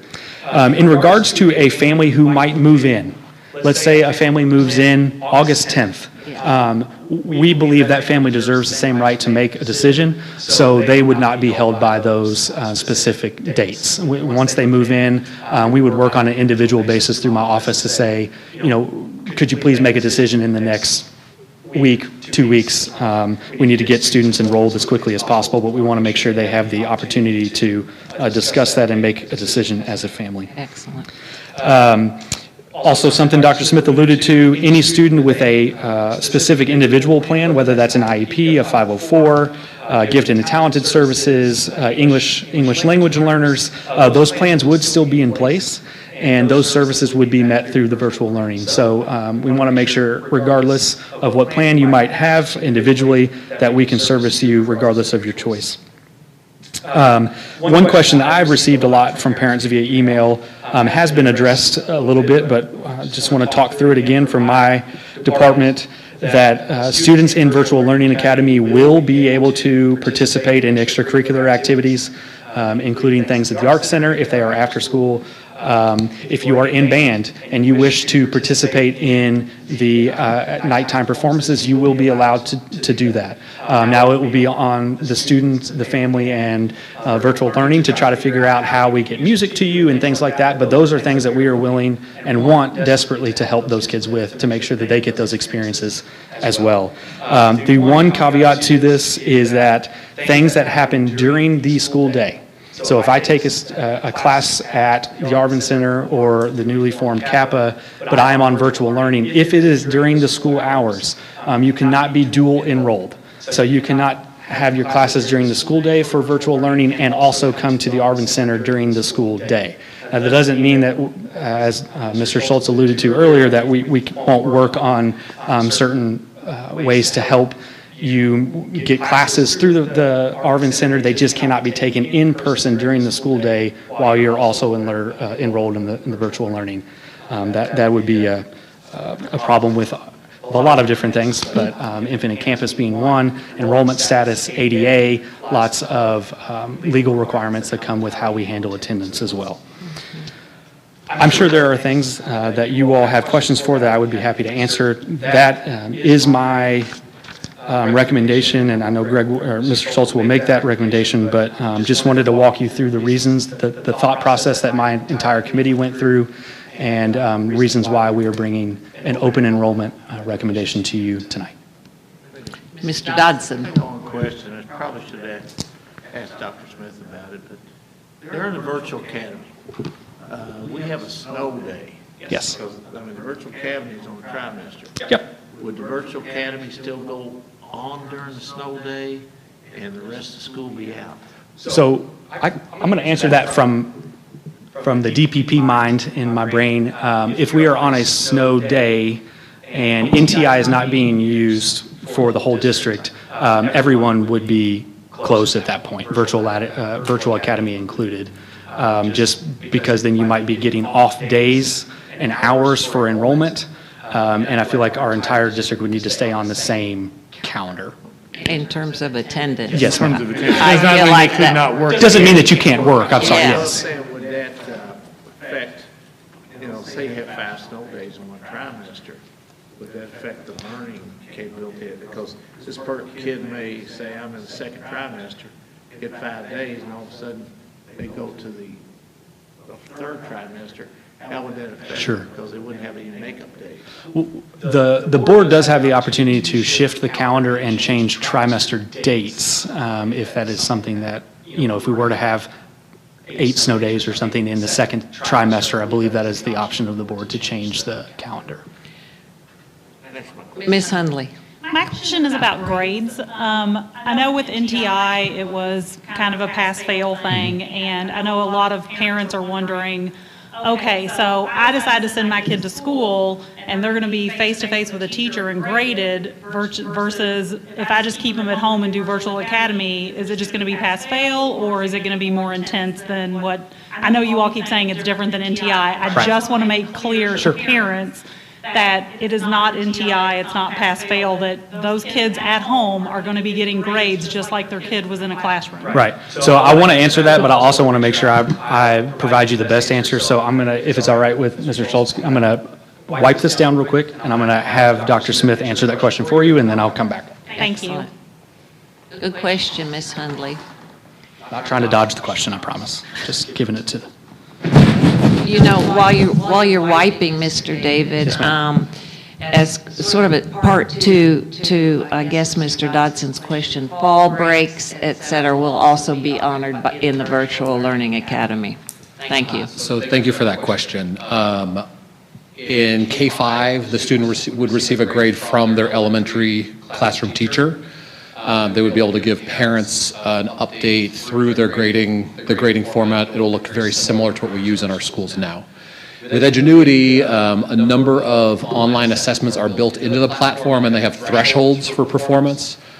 We have control over what those thresholds are, and we'll get input from our committee on and make a recommendation on what those should look like.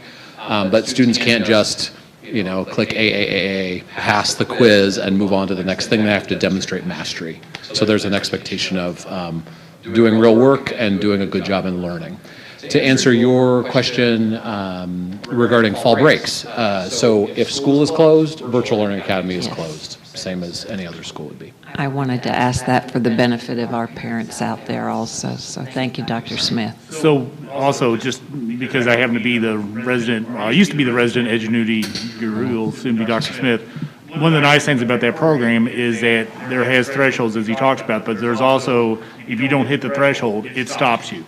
Because that's an alert that says you need some intervention. That's why, as we've talked about the formation of this, we need teachers in the background or instructional coach or digital coaches in the background to ensure that the kid is actually understanding the concept. That's where the concept of office hours would come in and any additional assistance that we want to have. Because once again, this is to as best mirror what we're doing in our schools as possible.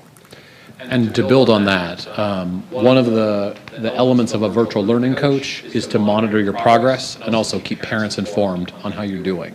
So you're sitting at the computer and it looks like work. The parents would love to know, so how have you done? What Edgenuity does that is very impressive is that when you take an assessment, if you get questions wrong, it will send you back to the lesson where you can relearn the material. Since the lessons are all pre-recorded, you can rewatch and relearn what you struggled with.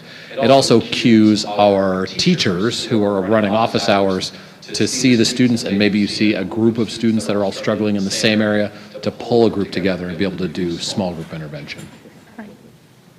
Sure. Dr. Smith, I have a question for you. Sure. Step down. Mr. Davis said earlier when he was talking about extracurricular classes, band and choir aren't extracurricular. Correct. How would a student enroll in a band class? That's an excellent clarification. And then be expected to participate in a band concert? Yeah, and I think the distinction that we had talked about before would not be a course. It would be like pep band, jazz band, or the after-school band activities. But since I've made the statement into the cyberspace world, I've gotten text from a number of people that said, I don't know if that's really possible. So if you don't mind, I'll retract that and just say drama, which would be an evening drama performance outside the school day, and all sports. But I think band will be kind of a stretch. They could at the Arts Center. Yes. All right, so I will correct It could be an arts, if you're talking about an after-school performance, yes. Yeah. Arts Yes. Center has. Band is obviously a different animal because anything that translates after school usually happens in the classroom as well. And so that is a very tough haul to do. But there could be things in Edgenuity, like a music theory class possibly, or something that is an elective that might help a child. It would not be the same. And that's where we are going to be honest and not try to oversell anything, because that would be an oversell, and we can't do that. Yep. And I appreciate the clarification. Good discussion. Yes, thank you, Dr. Smith. And I believe that Mr. Woosley has one more question for you, Mr. Davis. Sir. Are there additional fees to enroll into the virtual academy? No. And you said earlier enrollment is online. Are we now able to collect fees online for families who enroll in just regular school? School fees? No. I don't Still think can't so. pay online on that? I do not believe so.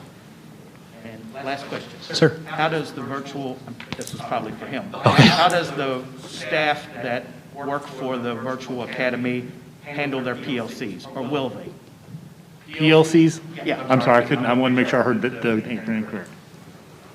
While he's getting up, one thing that you just asked, there is no charge typically, but right now currently we have some students in our high schools that are taking a foreign language class that we normally would not offer, and they pay a fee to Edgenuity because there's a professor of that online. So if a student wanted to take an elective and it was Japanese or whatever language it might be, that fee would still be there for that child's parents to pay for, because we do that currently within our buildings. No, but Did that nothing. answer your question? No. So, Dr. Smith, I was simply suggesting that instead of continuing to wipe this mic every person, you can probably stand there and just address us, and we can hear you. Then they won't hear online though, Joyce. They won't hear it They online. won't hear you online, Dr. Smith, so we're gonna, did you already clean that mic for us, Mr.? So my question is, in a normal school, we would expect teachers to do PLC. How would we do that in virtual academy? So we will create the space for PLCs to work, but it'll depend on some unknowns. So right now, if we have, let's say, 20 kindergartners and a single kindergarten teacher, there isn't a lot of other people that they could PLC with because there's just one of them. But let's say we had 75 kindergartners and we had 3 kindergarten teachers, we would run ePLC, so virtual online PLC spaces, and we would create time for those teachers to come together. One other thing that is important to remember in creating a virtual online school with staff that are spread all around the county and beyond, for the K-5 group, it's going to be really important that we build a school community so that teachers are not just isolated people working alone, but they actually feel like they're part of something bigger than themselves.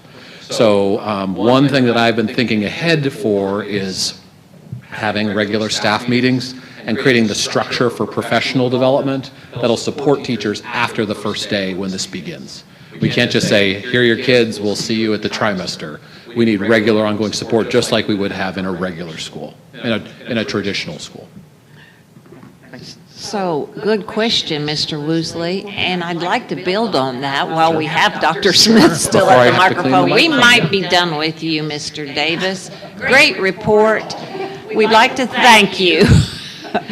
Dr. Smith, so I'm assuming that you will sort of be the immediate administrator for our Virtual Learning Academy. Define immediate, because if you're thinking the entire year, that's what I mean by immediate. Yeah, because, I mean, bottom line, that's going to be one of his responsibilities, because we're going to have to, we're trying to, with the increase in teaching staff that we may have to have, we don't have the money to hire other administrators. And so He will do that. I can possibly help. We'll figure that piece out, but we will support our teachers and our kids on the virtual academy. So where I'm going with this question, Superintendent, level directors, will they play any part in the virtual academy staff? So we will have an all-hands-on-deck approach. I think the most important role that they can play will be to help guide the work that we do, big picture. In the same way that we would have level directors go to, visit schools and do things like that, we'll need their help in this as well. Popping in and out. Yeah, and I think that some of the components of this, we will map out once we know how many teachers and students we're Sure. working with. Sure. Whether this feels like a small one-room schoolhouse or whether this turns into the largest school in Oldham County is TBD right now. So Yes. we'll know soon. Excellent. Thank you. You better stay tuned, Dr. I'm happy Smith. to- I can stand right over here. All right, thank you, sir. Superintendent. He just walked out the door. It was going to be Trey. Ah. Let's skip him. Here he is back. I do apologize, or next door. I think Mr. Cahill might have a question. Mr. Keough, do you have a question? He does. Ah, Mr. Kehoe. Would it be acceptable, Ms. Corson, for him to text me his question and let me read that for him by law? There you go. Use your caption option or turn the volume up.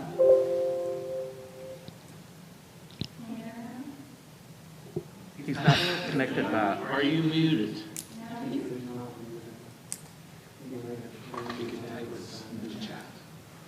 In the chat. Yeah. Yes. Patrick, can you use the chat option, please? Or can he text it to one of us? Or text it to one of us? Or sign language. Yeah, there's always that option. We will continue. Send us your question, Patrick. Ooh, I have a question. Sorry. Well, I mean, while he's typing or Yes, Ms. texting, Hundley. SBDM. If a parent's child, I'm assuming the answer is yes, but because you're still enrolled at your home school, but if I choose the Virtual Learning Academy, would that person still be able to serve on SBDM? According to my SBDM expert, Mr. Dees, he says yes. Thank you, sir. Thank you. Okay. Do we have a question? Mr. Kehoe does have the question. He goes, is the JCTC program still going on? And if so,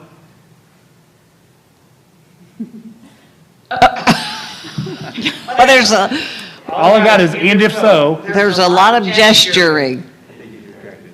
I think so too. Have you changed your mind, Patrick? Oh, it's coming.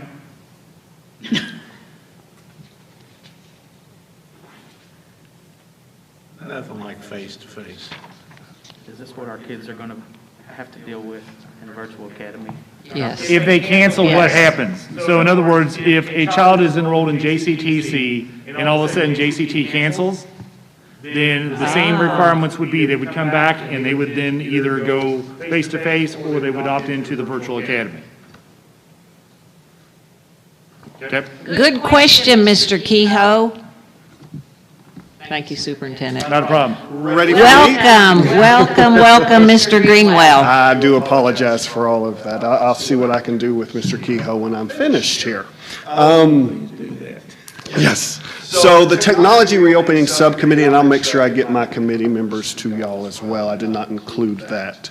But we looked at, there have been a lot of, even up until May or June, there have been a lot of restrictions on what districts can do for families for at-home internet. And that was our purpose of the reopening committee for technology, was really how can we expand access for students.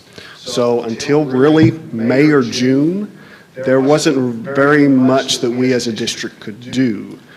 However, there are some of the restrictions have eased. So we actually looked at school year 1920, school year 2021 registration data. So we ask families every year, do you have internet at home? And we have to get that through registration. So if they don't have, this isn't a survey that goes home kind of a catch-22. How can I answer the survey if I don't have internet? This is actually registration data.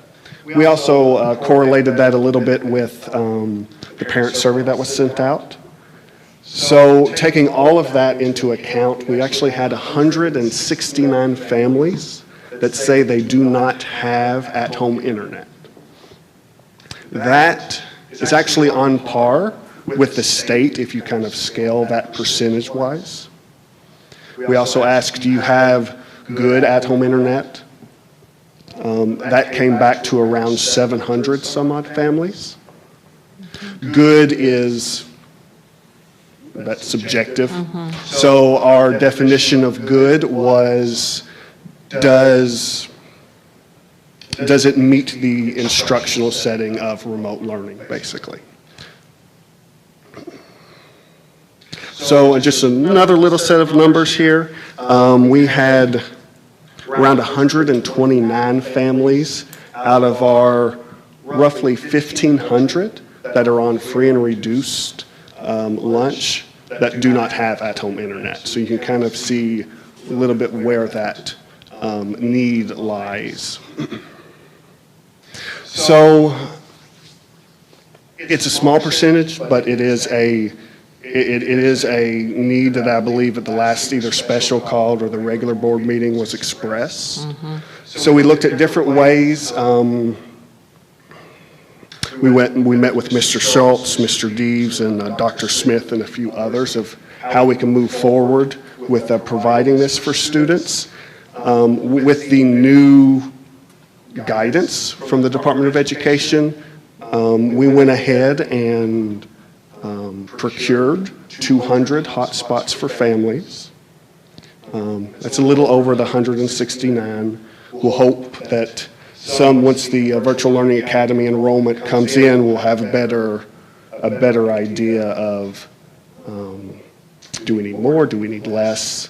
Because if I have 5 students in a household, they might have a poor experience with just one hotspot. Oh, yes. With that, some of the restrictions or some of the requirements of us as a district, we must protect students. Since we're providing this internet, plain and simple, we have to protect students on the internet to the best of our ability technically. So to ensure that, we're also providing a Chromebook with that, so that if we provide a hotspot, it's paired with a Chromebook. And we didn't want to take a Chromebook from a school that they might be using in person, so we utilized some of the CARES, the ESSER funds that I believe y'all saw a little bit ago. My time is kind of blurring together a little bit. Excuse me. So to wrap up,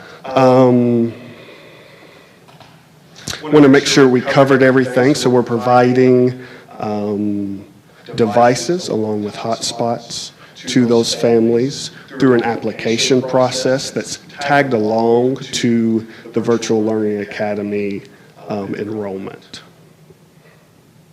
Not to overlook families that don't have the good at-home internet. The District Technology Department will also be releasing some resources on how to assess if families' internet, if it's good enough for at-home learning.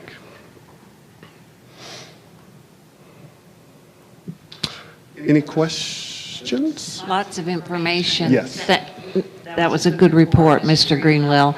Mr. Woosley, we'll start with him, Mr. Dodson. So you had 169 families who said they do not have good internet access. Do not have internet at all. At all.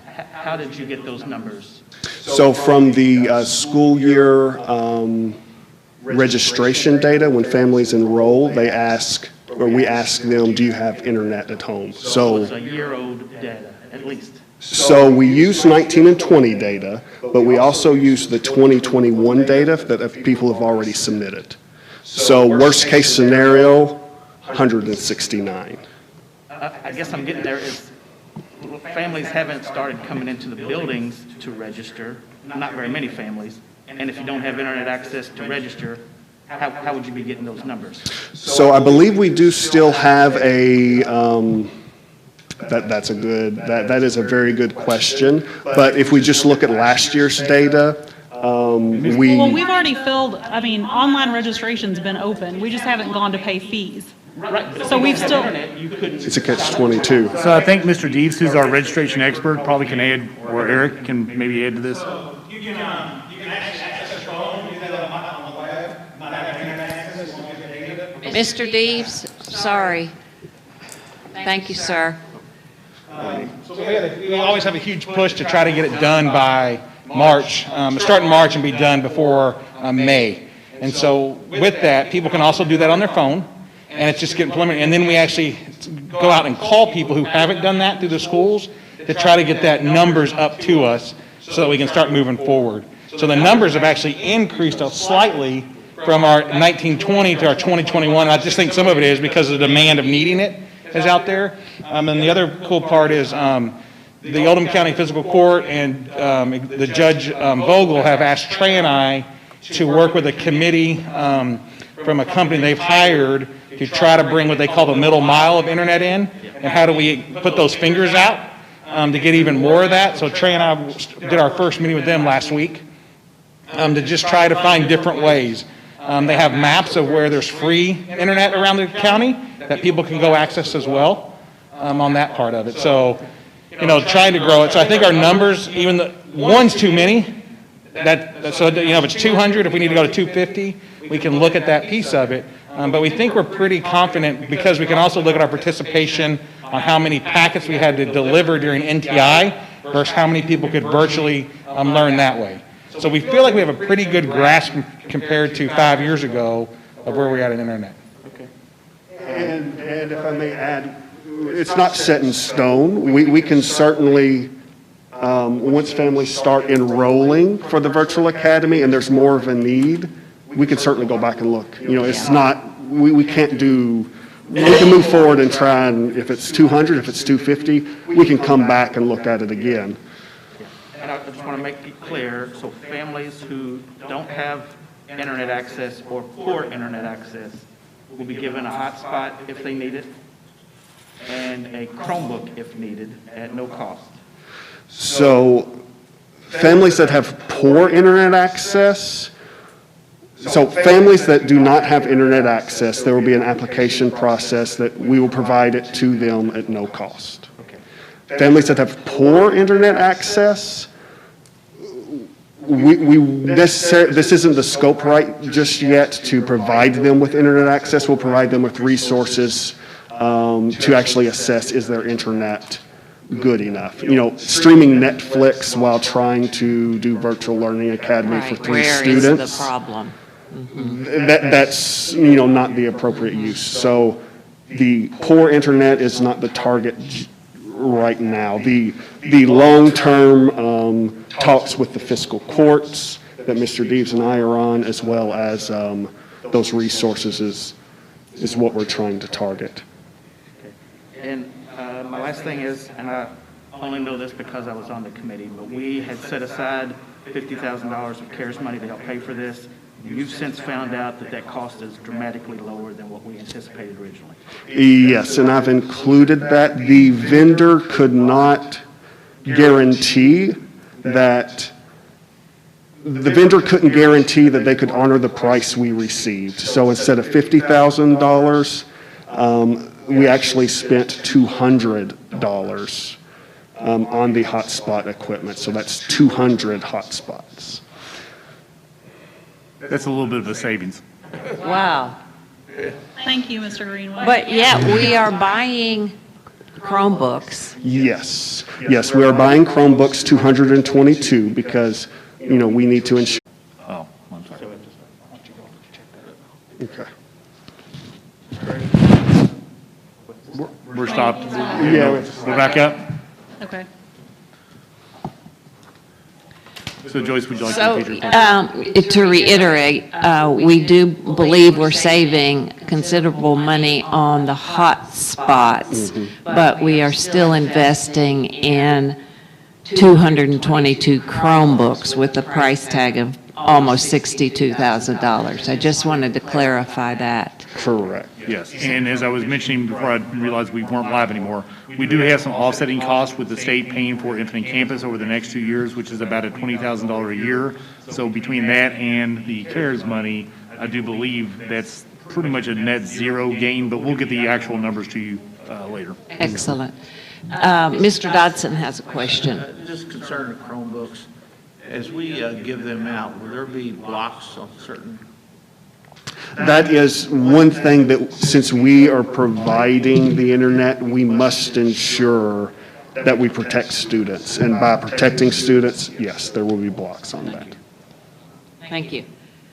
Mr. Greenwell, I think you've answered all of our questions. Wonderful. It We sounds- so appreciate your tech expertise, sir. Does anybody have any questions for Dr. Smith before we go to the next presentation? Dr. Smith, you just stay tuned. Thank you, Mr. Greenwell. Thank Always a you. pleasure. We're ready for the next report, sir. Mr. Jeff Webb, Transportation Director, please. Come on down, Mr. Jeff Webb. Did you have a committee, Mr. Webb, or were you the Lone Ranger? Myself and Kara Tapp, for the most part. Oh, So, excellent. Welcome and thank you. thank you. So basically, some of the stuff we'll cover at first is, we've already covered this evening, transportation employees will complete the self-assessment prior to arriving at work every morning. Bus drivers and attendants must wear a mask or a face shield at all times while on the bus. Mechanics will also be required to wear a mask anytime that they are servicing the bus on the bus. Oh. Okay. KDE gave us a little wiggle room on the mask versus the face mask for bus drivers. Being when you're wearing a face mask and if you're wearing glasses, they tend to fog up. So they're saying, if that's the case, KDE is okay with bus drivers wearing just a face mask versus, or a face The shield, I'm shield. sorry, versus a face mask. Excellent. We will be installing hand sanitizers at the entrance of all of our school buses. Parents, as we've already discussed, parents will be responsible for completing the daily student health assessment prior to the student boarding the buses. Students should not board the bus if they're showing or experiencing any COVID symptoms. We're going to be asking parents to monitor bus stops to help with the students' social distancing. So if we've got, one of the large stops at an apartment complex, we're going to have to work with the parents to make sure that we try to keep the kiddos socially distanced at those stops. Students will be required to wear a mask unless doing so will compromise the health and safety of the student. Students without a mask will be socially distanced at the front of the buses. Bus drivers will be encouraged to work with school administrators dealing with any issues with the students refusing to or not wearing masks on the bus once they're on board. Oldham County Health Department has basically said that we are good to go with 2/3 to full capacity on all of our buses. And that's based on, that number would drop if we have students not wearing masks or not able to wear a mask and the COVID numbers in the county. First seat on the bus on either side will be left open. The one behind the driver will always be kept open. The one over on the passenger side will be used if we have any students that are ill or are ill when they get on the bus. Students without masks will be seated towards the front of the bus, and then we will have an empty row between them and the students wearing the mask on the back of the bus. Say that again? Students without a mask will be seated in the front of the bus, the front couple rows, not the ones immediately behind the driver. So you'll have a space, those students, then another space before you get to the students with masks. And those are only students who've gotten an exemption not to wear masks. Correct. So the buses will be, again, with the exception of the students without masks, will be loaded from the rear to the front as we're picking up students, and then we're going to flip that in the afternoon. Well, in the afternoon, they'll be loaded to where the last student off will be at the back of the bus and the first students off will be at the front. Seating charts are now mandatory. That's what we're using for contact tracing. This is also going to include like the Arvin Center runs that we run throughout the day. And then buses will be sanitized between each run. That's going to be we'll work with custodial staff, and the bus drivers will both be working on keeping the buses clean. And once again, that also includes Arvin Center runs. So that is where we're at. Any questions? Good report. Thank you, Ms. Hundley. Will you all be encouraging families to sit together? Yeah, on I'm the sorry, I bus? forgot to mention, yes. As Okay. we're loading the buses, we will load Okay. and keep families together. Okay, thanks. Thank you, Ms. Hundley. Are there other questions? Mr. Woosley? You touched on it, but how are you going to enforce mask wearing when you only have one bus driver Well, and and 40 kids? basically, we'll ask school administrators to help us with that. When you're driving a bus down the road, it's not really possible. The bus driver's not going to be able to pull over every time that a student takes off a mask. A lot of the elementary kids, the driver's not even going to know because you're not going to be able to see them. We will use the cameras if need be to monitor that situation, and then work with school administrators to work with the kiddos. We're going to allow the windows to be lowered on the buses? Yes, sir. You said you surveyed your staff. Do you feel like you have enough bus drivers returning to carry? Currently, we've had 6 that said that they're not comfortable returning on the first day of school. With that being said, from the surveys that we've received from the parents, we're also looking at least 2,069 students that are not going to be riding the buses that have in the past. So we believe that with the reduced number of students, we should be able to cover those routes with the existing bus drivers. Last question, you talked about, understand loading the bus in the mornings, first on, go to the back. On the afternoons when you load, will those kids congregate on the bus stop before they get on? Right now, yes. But they'll be wearing masks, so. At the end of the school day though, in the elementary, we would have all the kids waiting on a bus dock before. Typically, like elementary students, they come out, a grade level at a time or a class at a time. So it's not like they'll all be out there at the same time together. But if you have a 5th grader and they're the last ones to come out, everybody waits until that 5th grader comes on if he's the first one that needs to load. We actually haven't nailed that one down yet. It's going to take, there's all sorts of different scenarios we could do with that. Trying to get them lined up at the school before they load the bus, it could be problematic.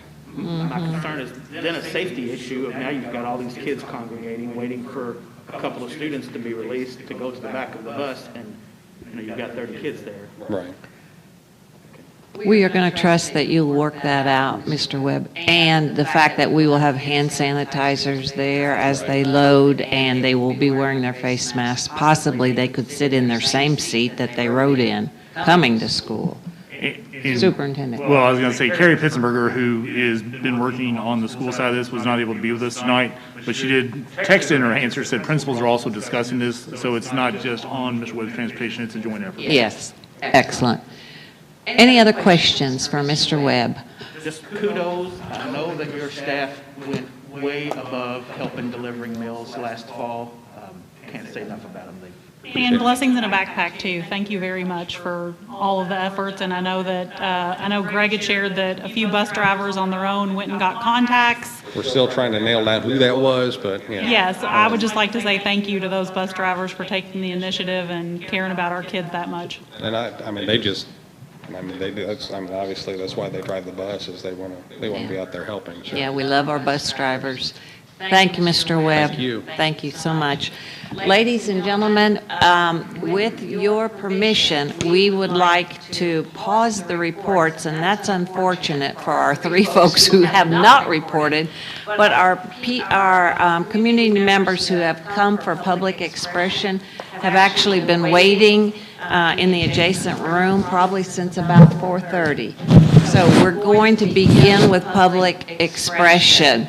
You're not off the hook completely, Mr. Deeves. So we will do that, Superintendent. When you tell Michael, he'll get transitioned to that. Yes, in the meantime, I'm going to ask Vice Chairman Woosley to read our guidelines for public expression. Speakers who register by signing the sign-in sheet upon the arrival of the meeting, the board will call upon speakers in the order in which they're signed in.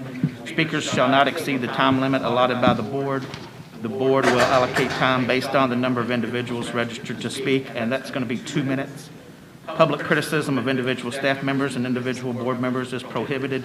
Concerns about individual staff performance should be addressed with the staff member directly or his or her immediate supervisor or the board chairperson respectively. Public expression is not a question and answer period. Any questions expressed by the speaker will be noted with directives for appropriate administration to follow up. The board, however, reserves the right to respond when appropriate or necessary. Thank you, Mr. Woosley. So we are ready to begin. Oh, there we go. I was going to say. And I'm going to ask if you are here for public expression, just to introduce yourself, please. Hi, I'm Sarah Simpson. I've never done anything like this before, talking in front of the school board. It's kind of uncomfortable for me, so excuse me if I stumble on my words a little bit. I have 4 kids in the Oldham County schools. My youngest is going into 1st, and I have one in 2nd, 5th, and going into 8th. The reason I'm here today is because I'm really concerned about this upcoming school year for my kids and for my neighbors' kids and for the people down the street that I don't know's kids, and what it's going to look like for these children, specifically our kids in elementary school. I've been in the classrooms of all my kids. I've been throughout their schools, and they do not have their own desks. They sit at tables with other kids, and they can't socially distance. So this makes me believe that they're going to have to wear masks for hours upon hours a day, and this is not acceptable to me as a parent, to have my child, my 6-year-old, wearing a mask all day. So first, I'd like to cite a couple of things that I've been taking into consideration, and that is the World Health Organization's July 9th scientific brief. They said, and to quote, it says, information can be gathered from detailed contact tracing efforts as well as through investigations among cases and contacts. Information from a contact tracing effort reported to the WHO by member states, available transmission studies, and a recent preprint systematic review suggest that individuals without symptoms are less likely to transmit the virus than those who develop symptoms. 4 individual studies, still quoting, and I'm probably going to mispronounce these countries' names, Brunei and Guangzhou, China, Taiwan, China, and the Republic of Korea, found that between 0% and 2% of people with asymptomatic infections were able to infect anybody else. That's incredibly low. Ms. Simpson, I don't want to cut you off, but we've set a 2-minute time limit. Okay, I will And rush. have we reached the 2 minutes? Unfortunately. So it appears as though you do have some really interesting data. Feel free to email that to us or to send it into the district website, Ms. Simpson. And I'm sorry, in light of the number of persons we have that want to speak. All right, thank you. We had to set the time limit, but you did a great job for your first appearance with us. I have several pages here, so. Okay. Thank you very much. Okay, thank you, thank you.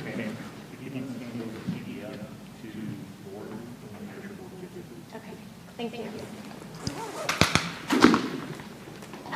If I repeat this announcement, can our guests in the next room also hear me? So let me remind all of our visitors that the board did set a 2-minute limit, and that is out of respect for all of the distinguished visitors we have in this room, in order to be mindful just of time overall. We had to set a time limit to 2 minutes, and our vice chairman is keeping track of that time for us, so thank you. Welcome, and introduce yourself, please. Hi, my name is Heather Farrell. I am an Oldham County resident, have 3 children that will be attending. Currently, only 2 are. 1 will be next year.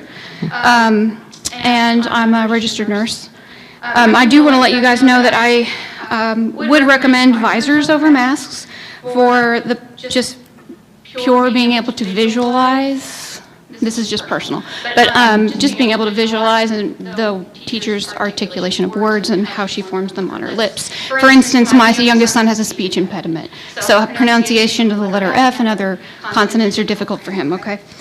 So the other thing I wanted to mention too is I have glasses, they fog up during the day. It would be difficult to have those remain on and pay attention to the board for 6 to 8 hours a day. I find that masks can be distracting for students. They'll mess with them, or it then becomes a fashion statement where, colors and things like that are involved. And it's just another way to take away, I think, from our learning environment. I also have concerns there too, like what will the dress code requirements look like? Will the masks have mandates? Will they have to be a particular type of mask? It's going to be solid colors, no words, and things like that. I imagine it'll look like a T-shirt in our dress code policy. You know what I mean. So then the other thing I have a question about is how are you going to deal with the compliance issues? So say my son or daughter does not wear their mask at school. How will you enforce mask wearing? What will be the consequences for not providing a mask for your child? Will you all provide one if one is forgotten, one is left in the locker, one is damaged on the way to school, they get wet from the rain? How will we deal with that? Let's see. And then if they'll be missing school, if they'll be sent home and dismissed for not wearing a mask or bringing an extra. I think real quick, some of the other issues I had, in the cafeteria with eating, will we not all be exposed? I know my daughter goes to North Oldham Middle School, and I believe they have somewhere around 800 students. And I know you all have a plan to work them in and out of the cafeteria, but I do have concerns about exposure there. So I thought, why would we even switch classrooms? Why can't they stay in the classrooms, go through the lunch line with a mask, or wear a mask to the bathroom anytime they're outside of the classroom, and then take those products back to the classroom where they can eat? Because at least if there is an outbreak, it's somewhat controlled in the room itself. Ms. Farrell, your time is up, but I just want to say, we're going to have a frequently asked questions portion on our website, and your questions are going to be on there, especially the mask wearing and what the expectations will be. Okay. So it'll be on the website once we get that developed and put up there. Okay, thank you so much. Thank you so much, Ms. Farrell.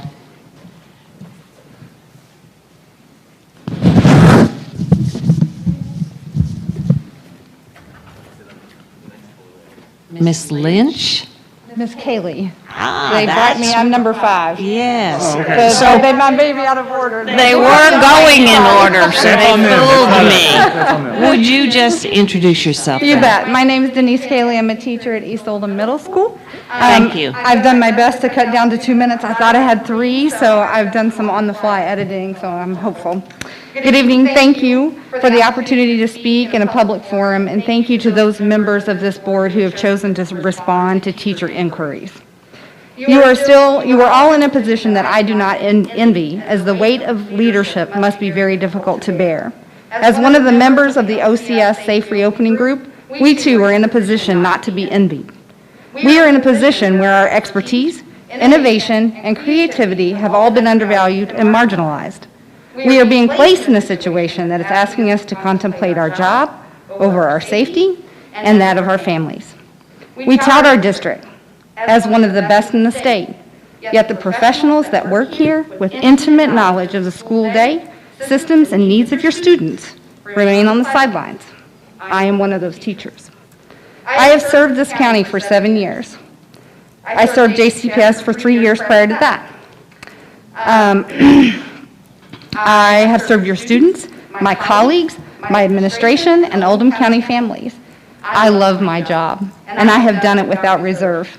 I believe that my expertise and the expertise of the teachers I stand shoulder to shoulder with is valuable.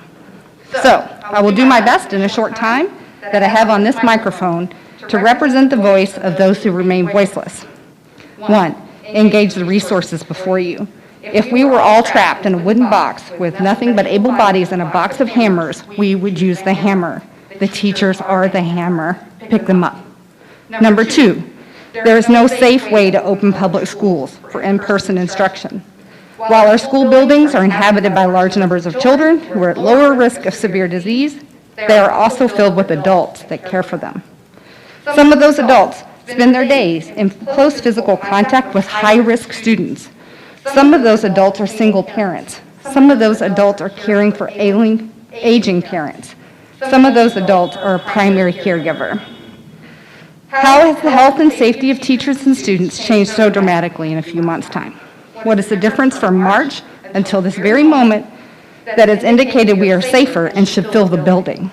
Many safety measures deemed necessary have been deemed unrealistic in this room this evening. Ms. Kaylee? Yes. Time's up. Thank you. Thank you for your time. Let the way include safety and science above all other considerations, and the acceptance that we will do the best we can until we can do better. Thank you. Thank you, Ms. Kaylee. Thank you, Mr. Bohannon.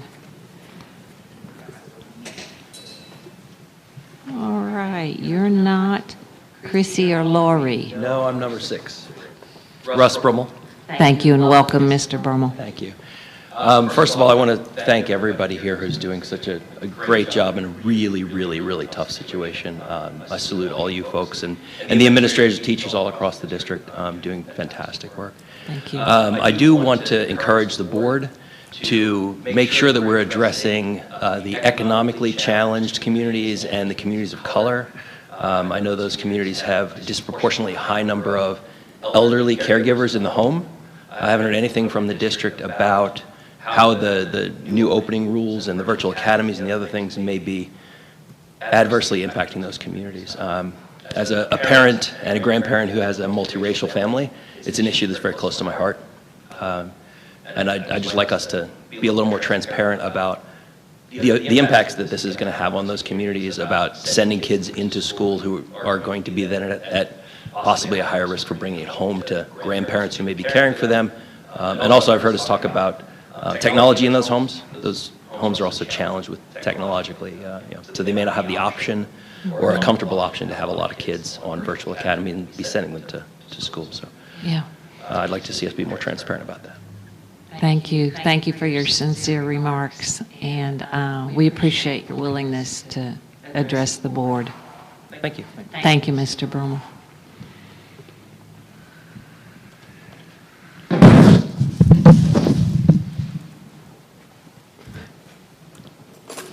Hello. Okay, hi. I'm going to invite you to introduce yourself, please. My name is Beth Callio. My son goes to Locust Grove. I want to thank everyone here for their commitment to continue down the path of opening school on August 12th. I sent my information in.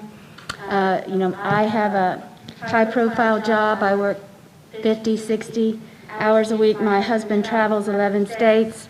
So being able to go back to a system where my son can attend school is critical. And based on the numbers, the statistics, I think that's a rational decision. So I'm very pleased with that. Thank you all for your part in that. My question is about after-school care. Locust Grove is indicated. Lions Pride is full. And so option B would be going to the YMCA. And it is my understanding that Locust Grove, for some reason, is not participating in that program. Centerfield is. So I would ask that you all consider how we can get a bus from Locust Grove to the YMCA for after-school care for folks in my position. Great question, Ms. Callio, and we appreciate your appearance before us, and thank you for your support. Thank you. Yes, thank you.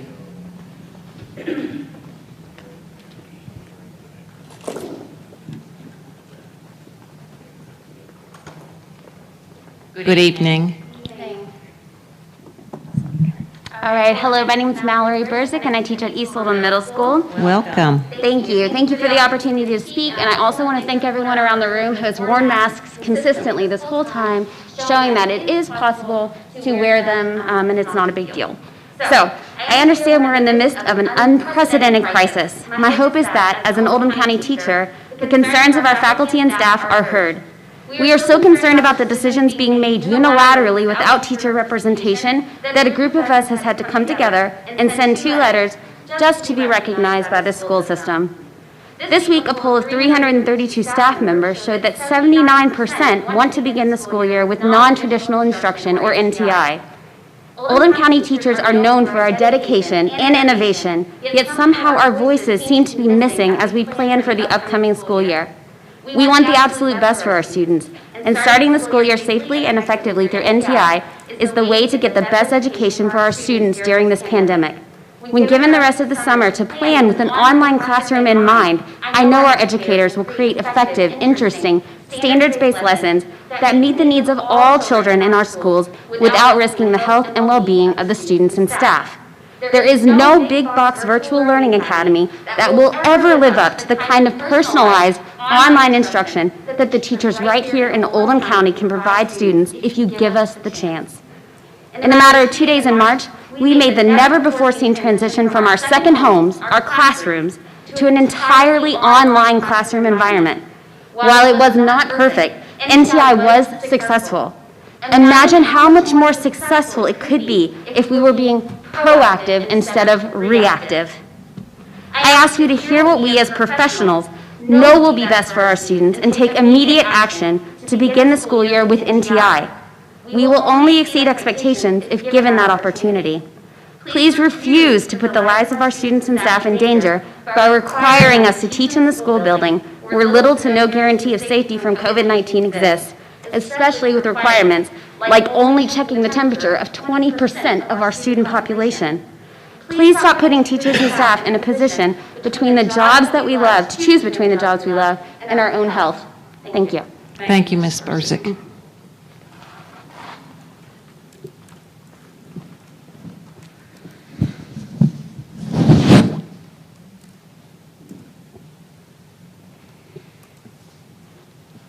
Welcome. Would you please introduce yourself for us, sir? Well, I'm taking this off now after 2 hours with an N100 mask. Hopefully, I'm one of the very few people here who's at high risk. But my primary reason here was coming with NTI, and the teachers were absolutely wonderful. But my kids are at 2 of the different schools. One has an IEP and the other's gifted. And there are some problems with NTI and your IT people. Very simply, they expect you to, literally the suggestion given to me was watch your kid all the time to make sure they're not doing anything. They refuse to give any access to the parents on the history. I have 2 kids. I can't have them working together because it's so different in distractions for the one with the IEP. So this is not an individual. The policy is at both schools. You can't see their history. I've been a database programmer on a Windows platform. I cannot believe Google has it locked down where that cannot be done. And if you're going to have possible NTI, which by the way, the teachers were really good with, or this virtual learning academy, parents need to be able to look at the history so you can track down. My gifted kid was able to break my Android password by watching the reflection, reversing it, and seeing the pattern I did. The kids are smart, and they can switch those things so blindingly fast. It helps. I had a trail camera I set up behind to show how fast they could do it. The IT people need to change that policy. And I will also make a comment that you had a lady who left because she didn't have time from the ER room, and she was going to bring up the fact the numbers are climbing. She said deaths aren't, but they're a 2-week lagging thing. Being an incubator baby from the first cohort that survived in the 50s makes me, late 50s, early 60s, makes me very aware of it. So you might want to, before you make the decision, check with your ER rooms, look at what the case rates are happening locally, and just consider the decision, because the teachers made NTI work, even if the IT people couldn't understand a parent's problem. Thank you. Sir, what is your name? My name is Sean Carroll. I'm sorry. Okay, thank you, Mr. Carroll. Thank you for appearing with us.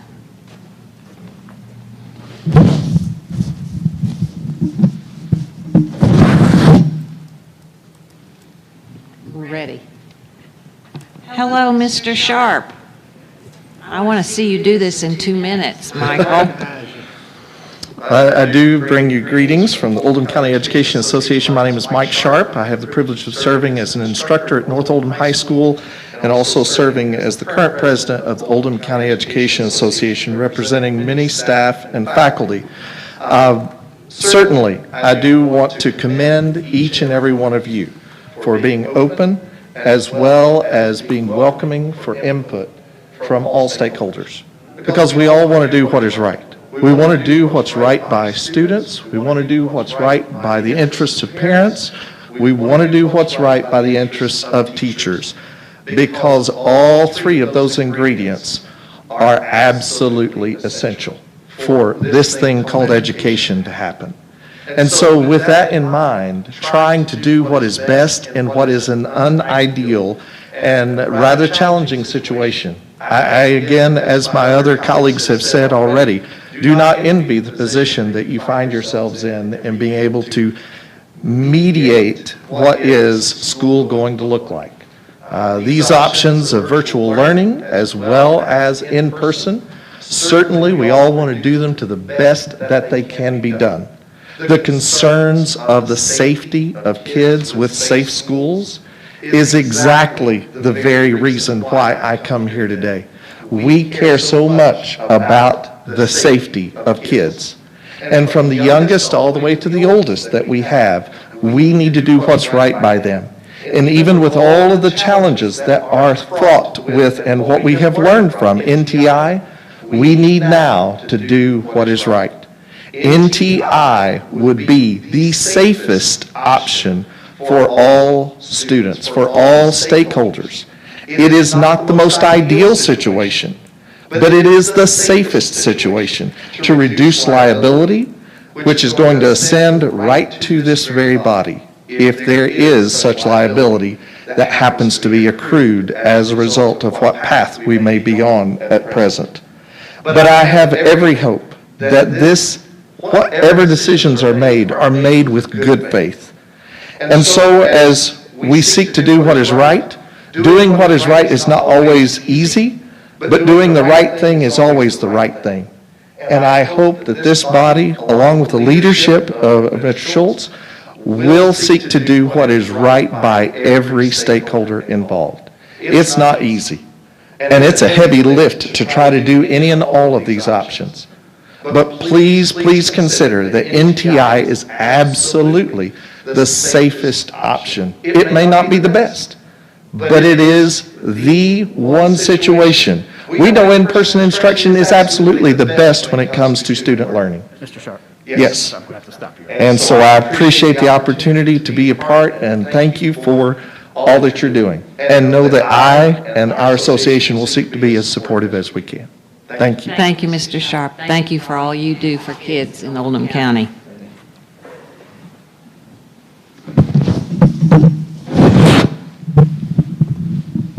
Hello, welcome. This is the strangest public expression we have ever conducted. Would you please introduce yourself? My name is Crystal Havens. I'm a parent. My children are going to be going to East Oldham this year. Welcome, Ms. Havens. Thank you. I just had some questions. I understand that they're not going to be answered, but I just wanted them on the record. My first question was the class sizes. It's my understanding that there's still going to be 30 per class. How is that going to affect social distancing? Another one is related arts. Are you going to have all the kids in one room and the teachers are moving, or are the kids still going to move throughout classes? Temperature checks, how often, when?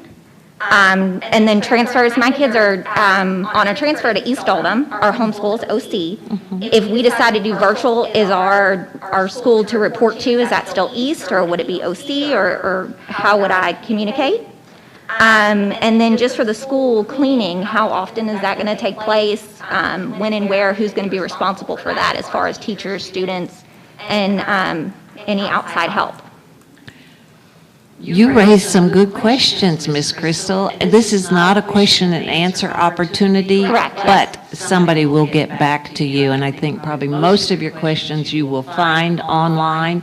Superintendent. Well, I was just going to say, most of these questions, they will be answered on the FAQ that we hope to have up and running by Thursday. Okay. And then we will send communication out to all parents to let them know that it is ready, up and running, and will continually be added to. Okay, I appreciate it. Thank you for all your time. Thank you for being with us.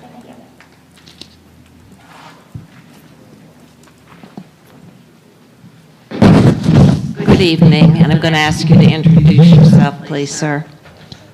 Thank you. My name is Rick Ashton, and I'm here tonight because COVID has impacted our family. My 17-year-old son, a rising senior at Oldham County Schools, tested positive for COVID-19 several weeks ago, and I'd like to share our experience.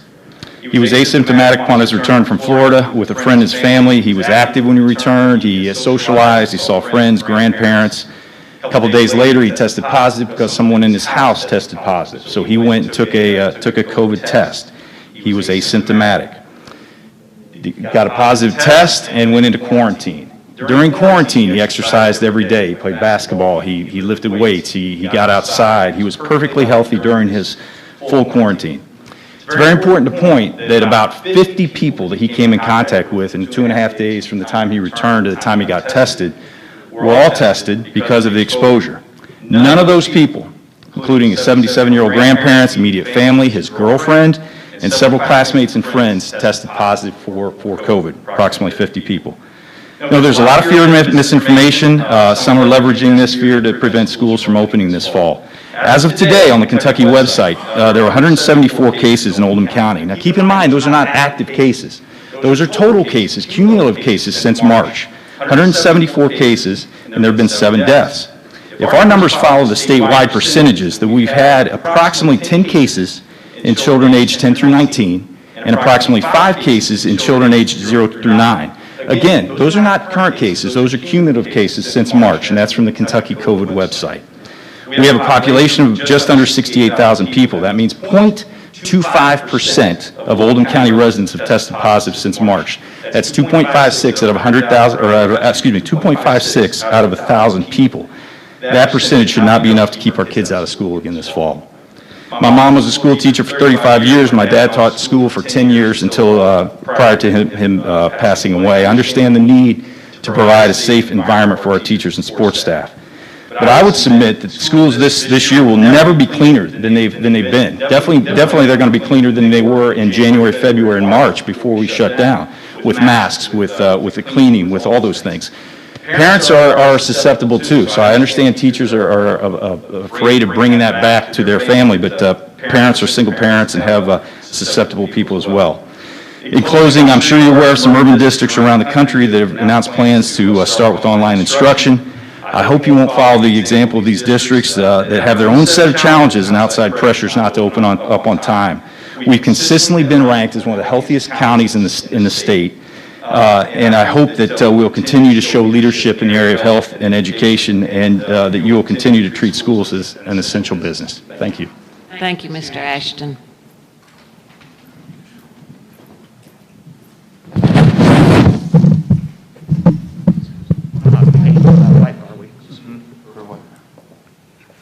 Hello, We'll try to take welcome. personal time this week to count.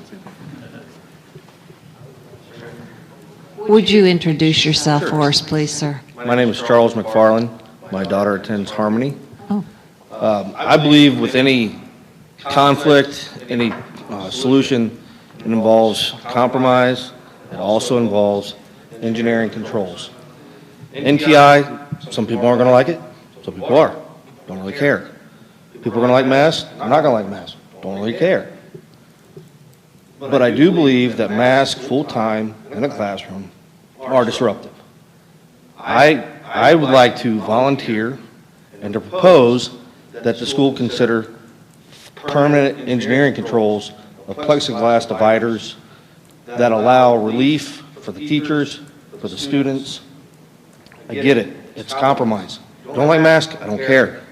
Don't like NTI? I don't care.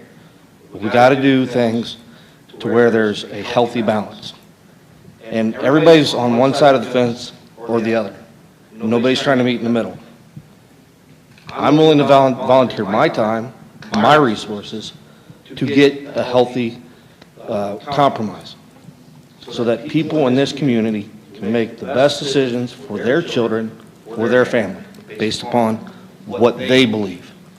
But having kids sit in a classroom for 8 hours a day and expect that they're not going to touch their face, that it's not going to be distracting, is not realistic.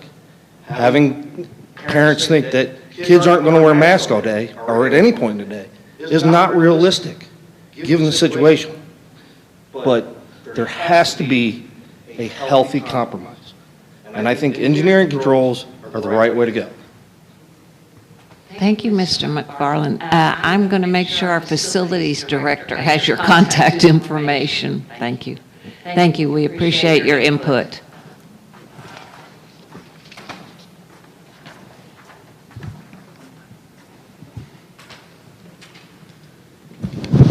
Oh, that's it? Ah, okay. So this concludes public expression. Mr. Williams, thank you very much. Shall we, I know it's getting late, but could we take just a quick 3-minute break or so, you all?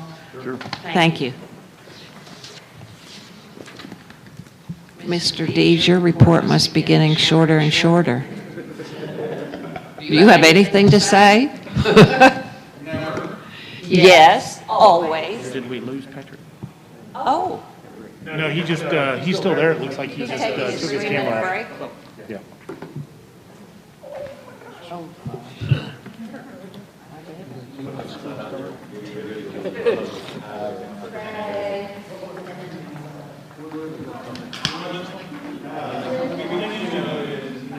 They're on the sending text. Way to go, facility manager. Clean that microphone. Principals have all been saying, why do you down? Yeah, the first couple did that back.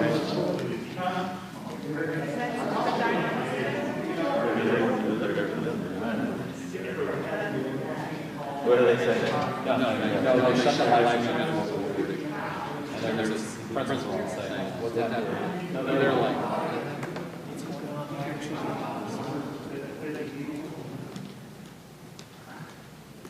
I think we're still streaming. Yeah, we're still streaming.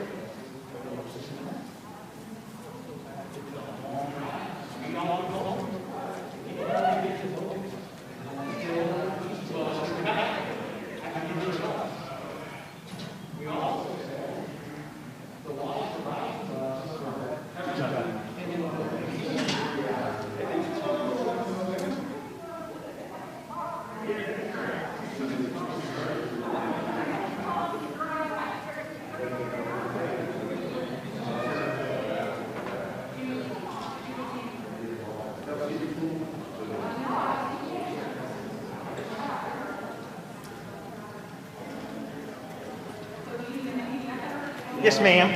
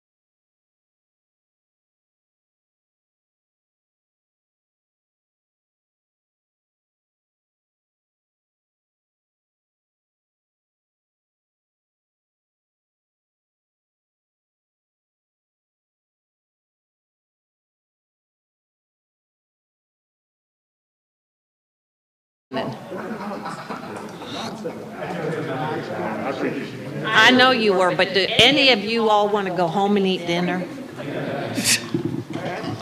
Or we could order out, we could just stay. Look at Mr. Deves, poised to give his report. Get ready, Mr. Deves. Superintendent? All right, so this is, Mr. Dees is doing for Ms. Pitzenberger, and this is an odd committee because a lot of their work is In more ways than one. is filtered from the other subcommittees, and is also a direct correlation to what's going on in the schools. So there's not going to be a huge amount of information coming Yes. out of this committee. That's why Yes. there's limited bullets. Yes, we see that, but there are 3 bullets, actually. You want to sit down, I'll just read them? No, come on. Welcome. So Mrs. Pittsburgher and Ms. Horn have really worked hand in hand with principals. And the best way to kind of explain their committee is they're basically always, and I just bring these words, always one step behind, because we don't want to put plans and guidelines and fixes and how we're going to do things operationally in place until we kind of know a little bit more and have some concrete information. Yes. So what they do is they take all the other subcommittees and say, now, how can we make the school building come alive for instruction? How can we make it come alive for social distancing? What's the traffic patterns going to look like?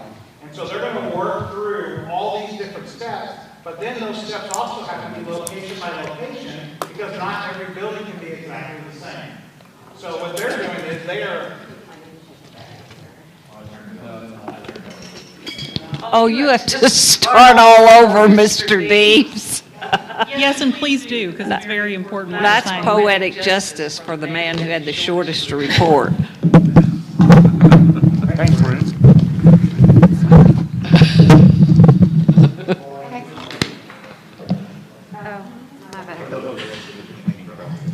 What is all that? That's the reporters. Okay. So welcome, Mr. Deves. All right. So I'm here to talk to you guys tonight about 3 little bullets that Ms. Horn and Ms. Pitzenberger's committee is working with. And really it is. It's a committee that is always one step behind in the process because all these other committees are doing their great work. That informs schools and principals about how they can carry different aspects of it out. And it's almost like what you would consider the ripple effect. When you change one thing or you throw a rock in a pond, you get all these ripples out there. They're trying to decide how do you take those ripples and operationalize and make school come alive for the kids, for the teachers, for good instruction.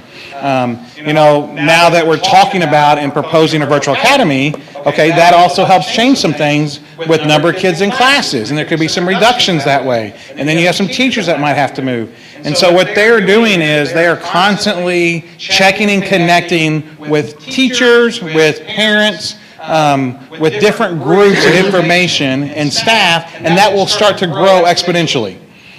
So you will start to get more input at the local level for what does a LaGrange or a Kenwood or a Camden have to do now that we're getting closer and getting more real life hard baselines that we have to meet, the minimum, as they move forward. So, I think you're going to start to see a lot more people brought into the process because they have control, and sometimes at the balcony view, that process doesn't have to involve everybody, but now it starts to trickle. Yes. And that's where we're going to in the next step. And that trickling, I think, is really what our teachers are asking for. Correct. So, excellent. And yeah, their voice is going to be huge to really make, again, their school come alive for the students, for themselves, and for their community about how they can do it. And not everyone's going to look exactly the same, but there need to be some basic guidelines that everybody can meet as well. Yes, excellent.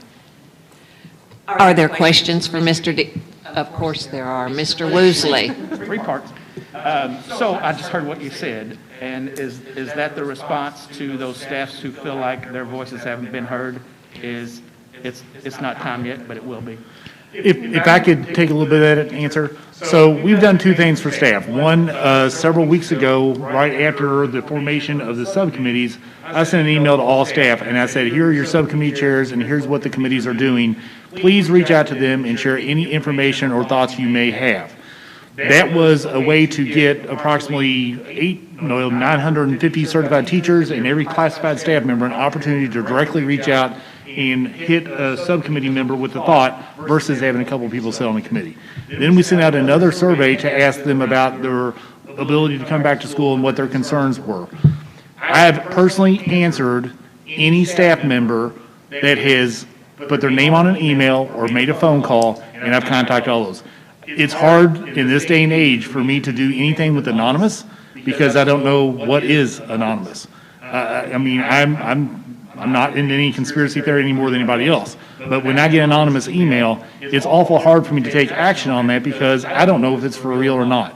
The offer is still out there for any faculty member that has a concern. Reach out to a subcommittee chair, reach out to myself, reach out to a board member.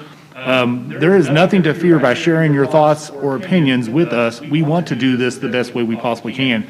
But we did know going into this, the heavy lift for the schools will be when they put these things in place. A lot of them are basically non-negotiables from the health department anyway, such as masks, social distancing. That's when teachers are going to have a decision about how we're going to pull that off within our building. So I did want to make sure that everybody that's watching or listening, it's not that we're not trying to communicate. We've tried to provide opportunities where we think they can do that in a manner that is manageable and not just limited to 4, 5, 6 teachers on the subcommittee, but the entire staff. So, and I've gotten emails from bus drivers, I've gotten emails from school food service workers, I've gotten emails from some teachers, obviously parents. We are answering, or trying to, in case we miss one, every single email, either through a personal email from me, I may have to forward it out to a subcommittee chair, or a phone call. So I just want to make sure that everybody's understanding, we are not turning a deaf ear to anybody in this committee. We are trying to answer everybody that we possibly can.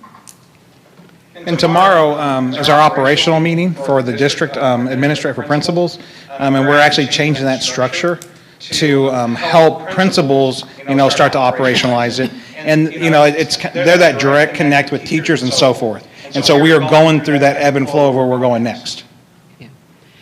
Excellent, and I really appreciate the superintendent's statement also, Mr. Deeves, because I know that administrators and staff at the central office and staff out in the district that you all have chosen to serve on committees have really done a yeoman's job in order to bring us to this point.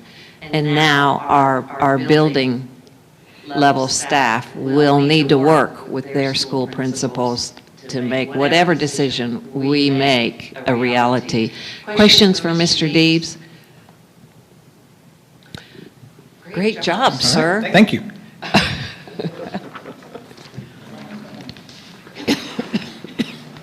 Next would be Carlina Lloyd for school food service. I hope she did. Bring some snacks.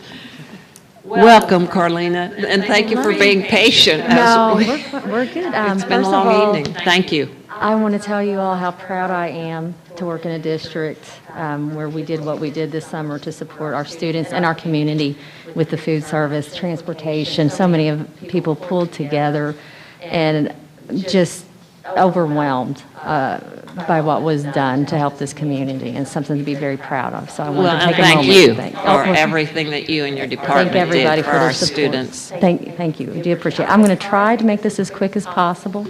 I wanted to answer a few of this will answer maybe some of the questions you have. So I started off with our meal service methods.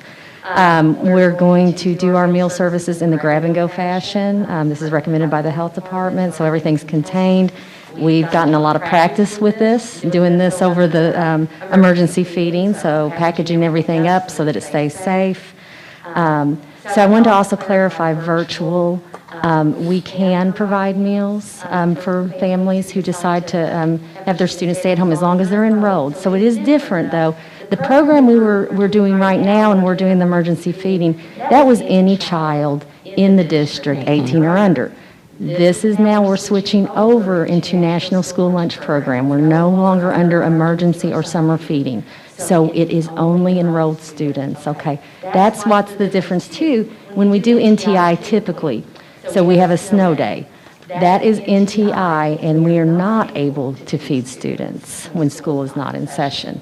Okay, that was the summer feeding and emergency feeding. So I kind of wanted to clarify that for everybody. Excellent. So that's why if a snow day happens and there's no classes, But we did get to do that in this situation because of COVID-19. There were waivers in place. We were allowed to do that. That's not a normal thing, and that ends at the end of August.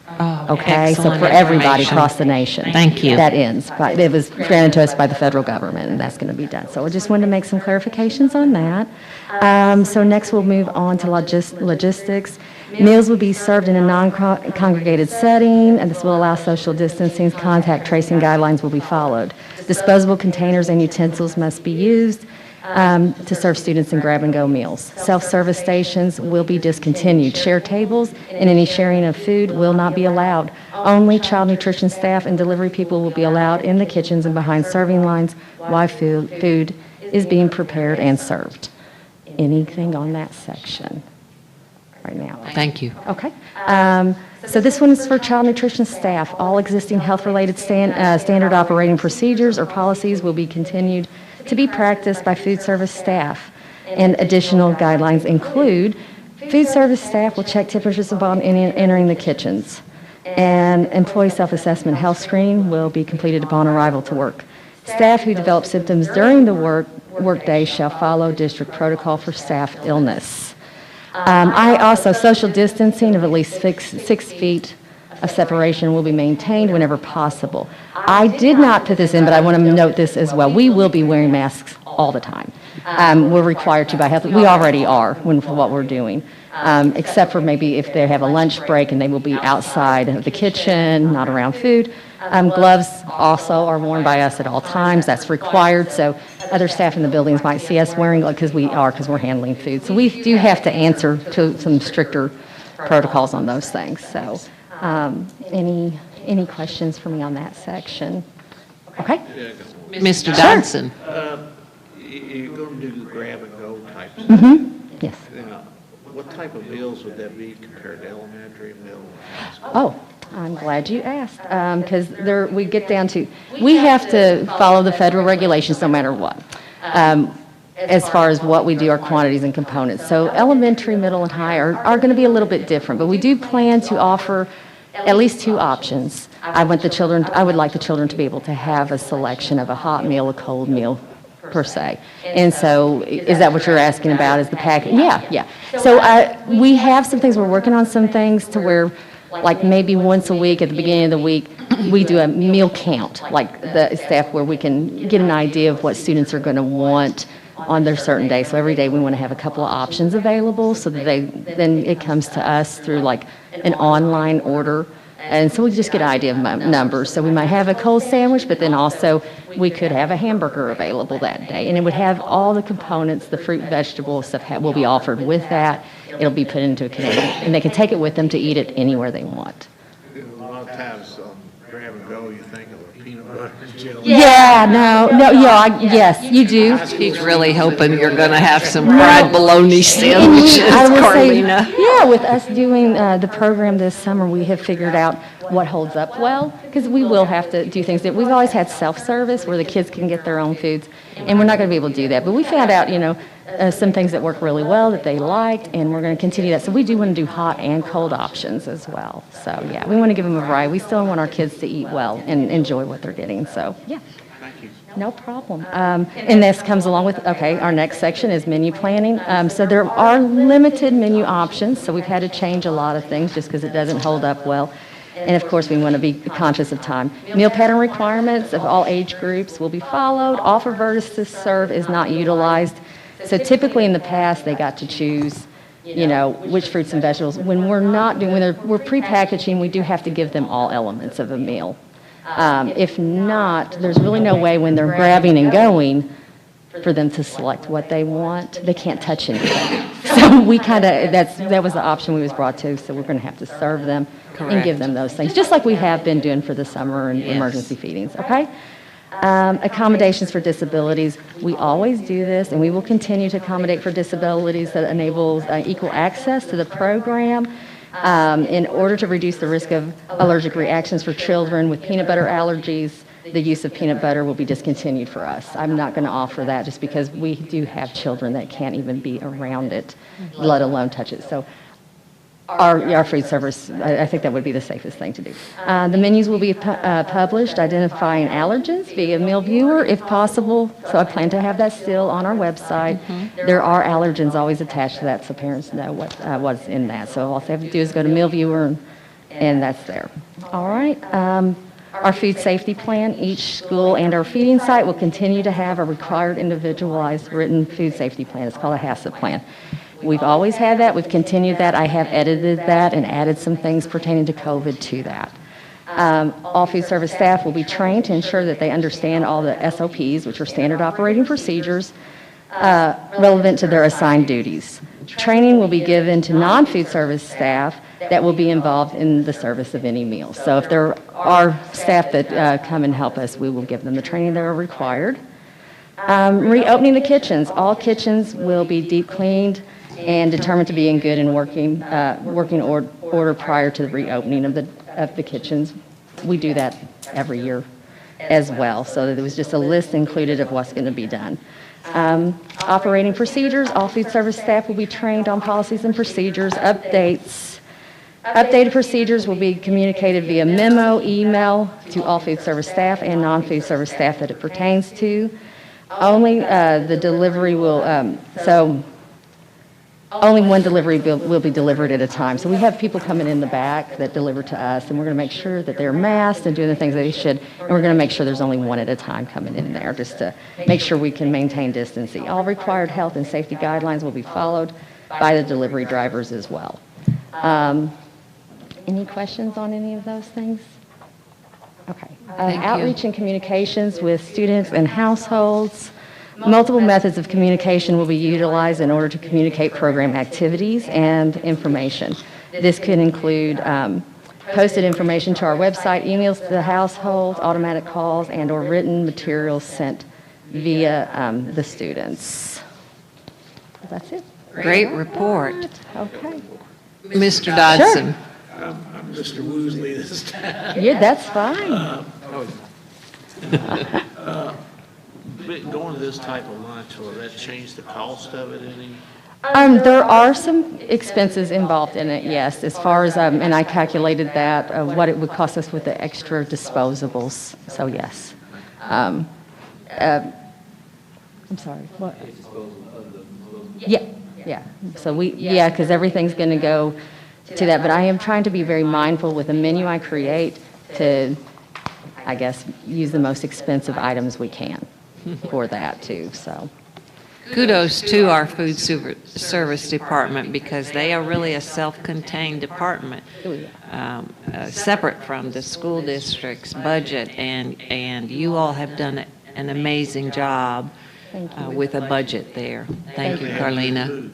Thank you. Mr. Woosley. And we want to continue that even through this. We still want to try to keep building it and making it better too. Mr. Woosley had a question. So I know we're not going to be serving food in the cafeterias any longer, or at least not what we used to. This is where this, I know, it's going to have to be individualized for every school, and because some cafeterias may be able to have some students in there, but there's going to be very few to social distance, so they might come down and take it to their classroom or to a gymnasium, and that's where I'm going to have to work with the principals and see what's going to work out for them as far as where they go with it, but that's why we're everything's going to be prepackaged so they can take it anywhere and eat it, is what we're hoping. But yeah, it's going to be very different because our schools are so different, so there's no way for us to just go, this is the way it's going to be everywhere. So are you going to be prepared then to have to deliver meals to the classroom if needed? If needed, yeah, because I've had that discussion with some of them. It's looking like they might be, we can set up some kiosks. So some of it like, do we want to do grab and go breakfast like when they're coming in, or do they want to have them come down to the cafeteria? So we're going to try our best to make sure that those things are ready so we can do that.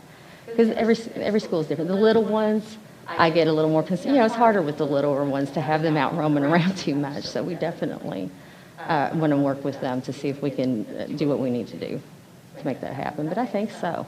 Can you go into more detail what that looks like? So are you going to come into a classroom basically with a food cart and say, here are your options? We already do, in some of the elementary schools, we already do breakfast in the classroom. A lot of them already do. Now, right now, they might come in, they go through a station that's set up and they grab their meal and go. And that is definitely, that's probably the easiest way to do things when it comes to that. But that may not be appropriate. It may be where we need to take it to the classroom. So yeah, we would get a meal count of how many we need in there. We would take it to the room on a cart. Like if it was a cold meal, we would also use insulated coolers. We did all that for this summer feeding too. So there's insulated for hots and colds and warmers. So we would get a meal count and take them the meals that they need. And then they would distribute it. The reason why that can work well, but then you also have the teachers who need to be able to get their time out of the classroom too. And I get that, so it may be where they need to take it and go somewhere else instead of being in the classroom. It's kind of dependent. We're having to make our plan based on what everybody else's plan is. So I'm just throwing out things, we can do this or we can do that. So it's kind of going to be, I think, a lot of it's dependent on what the school is doing. And your staff will basically have like a scanner that they'll bring with them, and we have some how portable are the students going to pay for their meals? portable POSs. Typically, we have My School Bucks. Parents can put money onto their accounts, or we can take cash. Now, I am going to ask probably that we not handle cash. So if they do send money, put it into an envelope, or we'll have envelopes there. The student can put it in there, and we can deposit it at the end of the day. But we have portable POSs, and we also have rosters we can print out that has the student's information. So if we have to go out and we don't have the systems with us, the cashiering stations, we can use those too.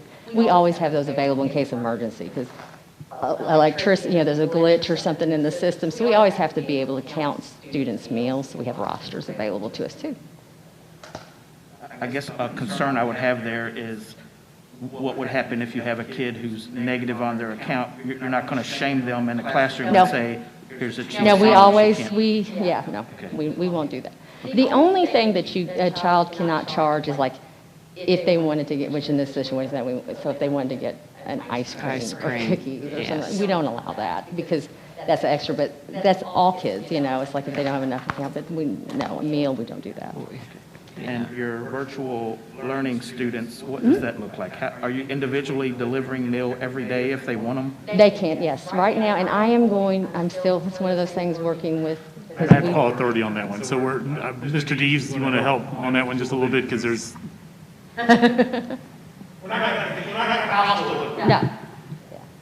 You said yes. No, I meant, Yeah, we're not going to house deliver. That's part of that whole system of, like she said, right now in the summer, anybody can come from 2 to 18 and get a meal.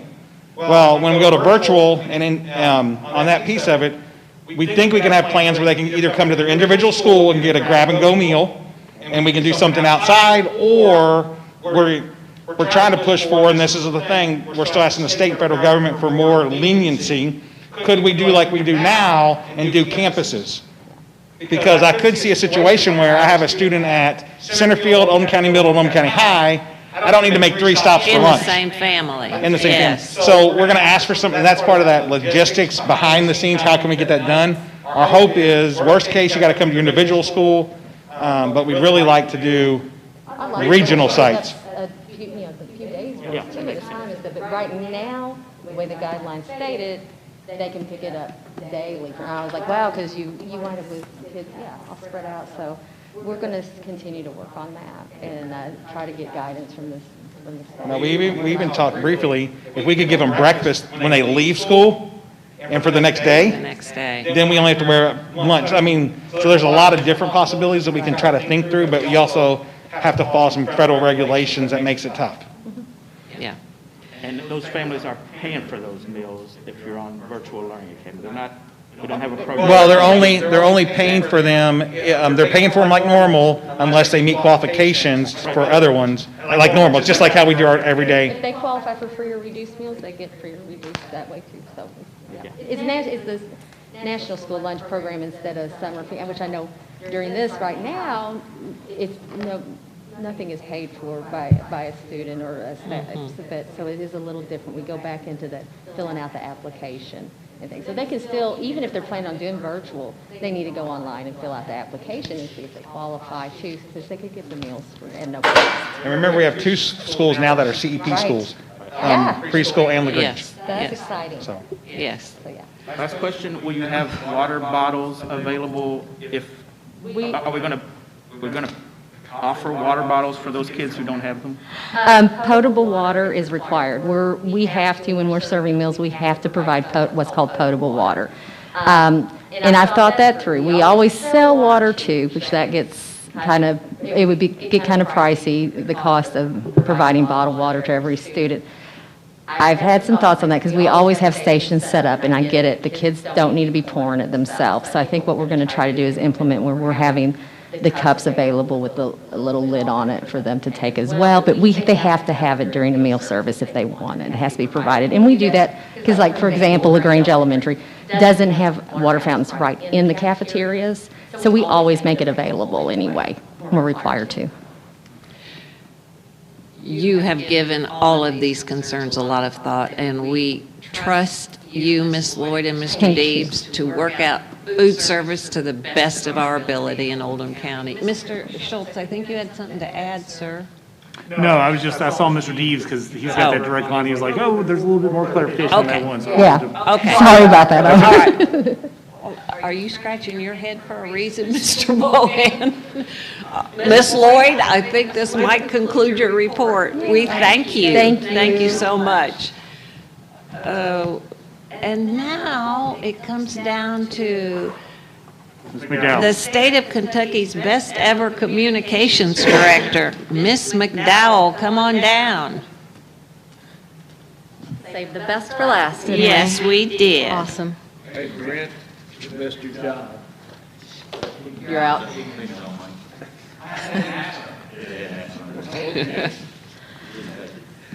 So I'm just going to briefly go over mainly the results of the 2 surveys that we sent out, one to parents and one to staff, and then answer any questions you might have about communication.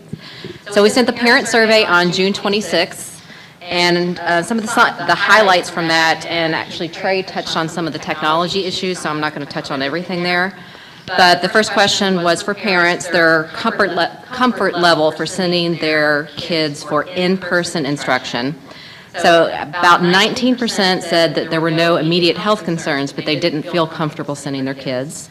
7% said that their child or an immediate family member has health issues that would prevent them from sending their kids in person. And about 74% said that they plan on sending their children for in-person instruction. As far as their comfort level with their child wearing a mask, 22% said that they were comfortable, 23% somewhat comfortable, about 49% not comfortable but would comply, 15% not comfortable or unable to wear a mask, 2% said they can't due to a medical concern, and 5.9% said that they would be seeking alternate education if masks are required. I can't remember if Jeff touched on the transportation question, which was kind of interesting because we asked people if they were currently signed up for bus service, if they would be utilizing that service, and a total, and this includes the Spanish survey results as well, a total of 2,310 students who normally ride the bus would opt out of bus service. Mr. Webb touched on that. Okay. So that was, as I mentioned, Trey kind of hit on the technology highlights from that survey. So that's kind of the highlights from the parent survey. Are there any questions on that before I move on to the staff survey? No, but thank you for sharing that, Ms. Lori. So as far as the staff survey, we've currently received 1,347 responses. We asked if the staff members were themselves high risk or if they had anyone in their immediate family or their household that was high risk. 19.7% that they themselves were considered high risk. 25% said that someone in their household was high risk, and about 60% said that there was no high risk. So point of clarification, Ms. Lori, staff included certified and classified? Yes. Mhm. Okay, thank you. So on the comfort level for returning to school in person, 16% said they were comfortable with no concerns. 37% said they were comfortable but had some concerns. 29% said that they were somewhat comfortable, and 16.8% said that they were not at all comfortable. And then finally, we asked if they plan to return to work for the 2020-2021 school year. 94% said yes. 0.7% said no, and that was the equivalent of 9 staff members. And then 7.5% said that they were unsure at this time, and that equals 101 staff members. Again, classified and certified. Correct, yes. All right. And then we asked people to list their concerns. We had options for them to click what their main concerns were, or they could fill in what their concern was if it wasn't listed. And some of the ones that we saw most were the ability to keep kids socially distanced, about some kids or staff members not wearing masks. Many mentioned that wearing a mask themselves would cause or be a concern with how they could teach and doing their job effectively. And then another big concern was support from administration regarding enforcing mask wearing. So that sums up the staff survey. Do we have any questions? Mr. Woosley. How many total staff do we have in the district? About 1,800? Roundabout, I mean, close, you're in the ballpark. So you only had 1,300 responded to the survey? 1347. Mm-hmm. And out of, so already we're 80%, 83% of staff that responded. And we're already at 45% of those are either someone in their household is high risk or they are high risk? 45%, yes. Mm-hmm.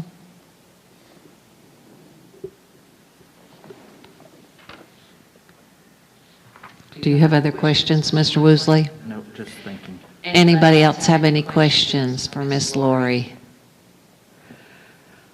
Good report. Thank you, ma'am. Thank you for collating that data. Superintendent, I think this brings us to the close of our superintendent reports. It does. Do I still have some time to talk? Yes, sir. So obviously, we are paying attention to the numbers, and that we see across the state right now that our numbers are increasing, and we are very much aware of that. We are checking those numbers on a very regular basis. We're in consultation with our local health department to see what that means for Oldham County. So I want to make sure everybody understands that we are not forging ahead blindly without paying attention to what's going on around us as well. So I think it was just incumbent upon me to say that so that people understand that, because I usually get that in email. Are you aware of what the numbers are doing? And yes, I am aware of what the numbers are doing. We are taking those things into account. And our best on a July 14th date right now, yeah, I know where we're at. What will that be in 2 weeks? I don't know. And everybody needs to understand, I don't have a magic 8 ball. The board doesn't have a magic 8 ball. We'll make the decisions best based on data and on the information that we have at hand. Yes, sir. I just want to make sure that everybody's very clear of that. Yes. I was kind of impressed with one of the public expression numbers they gave about Oldham County. Yes, thank you, Mr. Dodson. All right, then Superintendent, I think we're ready to review the action items, sir. Okay. Well, is there any other questions before then just? General questions? My question, or, well, before, do we talk about it now, the mask thing? Or do we wait until you get to that part on the agenda? Well, if it's a general comment, sure, Ms. Hunley. I think, Mr. Schultz, a lot of the teachers that I've spoken to, and also a lot of the parents that I've spoken to, wonder what is our plan for kids that refuse to wear masks. And teachers are wondering what that's going to look like in their classroom, and parents are wondering, you know, for my kid sitting there wearing their mask, what's going to happen when the kid next to them refuses to. So I just wanted to know if we had a plan, what it was, and if you could verbalize it so that everyone's aware of it. And actually, thank you, Ms. Hunley, we heard some of that from the report that Ms. Corson and Ms. Burgess gave, which was re-educating our students and providing masks and then helping them go back into the classroom. And that will happen, I think, on more than one opportunity with a given student. Anything you can add, Superintendent? Well, I think just clarification is, we don't want to make this a disciplinary, but I don't want people to confuse mask wearing with the dress code like wearing a belt. As an assistant principal many, many years ago, I had my fair share of runarounds with, I'm wearing a belt, not wearing a belt. This is a public health safety concern, and so I do think we need to reassure folks that we are taking this seriously. We don't have a finalized answer. We're still working on that. I have discussions with other superintendents about this. We've getting some advice from KDE that I don't necessarily believe in, because there has to be a dividing point not when a child forgets, because we can take care of that. That's a separate issue. We can provide an extra mask. We can take care of those issues. If a child loses their mask in the day, we will have masks. We have bought masks, and we have masks being donated. But when it comes to a flat-out refusal, to me, that crosses the line, and that then becomes a public health concern, and we'll have to ramp up the consequences for that. And that may be, and I'll just say it, and this is the terminology we're using, it's not set in stone, but a 3 strikes and you're out. We may have to say we need to go to virtual academy because you're not complying with the health standards that we're trying to keep everyone else safe. What public health is telling us, what our local health department is telling us, is this thing right here that I've been wearing all night is the best way to keep us in school, the best way to keep us safe. When we do not have a vaccine, a mask is the best way, scientifically proven. I'm not a doctor. I'm taking this advice from health professionals. If we can get everybody to do this, we're going to be much safer than we ever were without it. This is where Team Oldham comes into play. This has to be a universal, parents behind us, kids behind us, teachers behind it, administrators behind it, and central office behind it, and a board behind it. If we want to be in school, and we're serious about being in school with face-to-face instruction, we must do our best to make sure people comply with the mask wearing thing. It's a political topic. It shouldn't be a political topic. It's a public health topic. So that is where our current thoughts are. We're still working on that. We still have some time, and we'll take feedback, but we will come out strong against not wearing masks on a refusal basis. If you forget, we will take care of you. We're not going to send you home if you don't have your mask and you say, I just forgot my mask. We're going to give you a mask. We want kids in school as much as we possibly can, but we can't endanger other people by not wearing a mask on a regular basis. Soapbox over. Sorry. Thank you, Superintendent. Mr. Woosley. And I want to thank you for that, because I think you are right on target there. But a couple of questions. You guys did a really great job in March, and I say you and everybody. We did a really great job shifting to NTI in March. What are the plans of, in 2 weeks or 3 weeks, we find ourselves with high numbers that I guess my point is, at what point do you draw a line and say, it's not going to be safe to come back in school, we need to shift to NTI? I don't have a definitive answer for that, because I can't get definitive numbers from the health department, whether it be the local health department, because they don't know, or the state health department. I think it's, there's several things that I'm working on in the background with legislators, such as the 1062 versus the 170-day or the 170-day requirement, which would give us a lot of flexibility.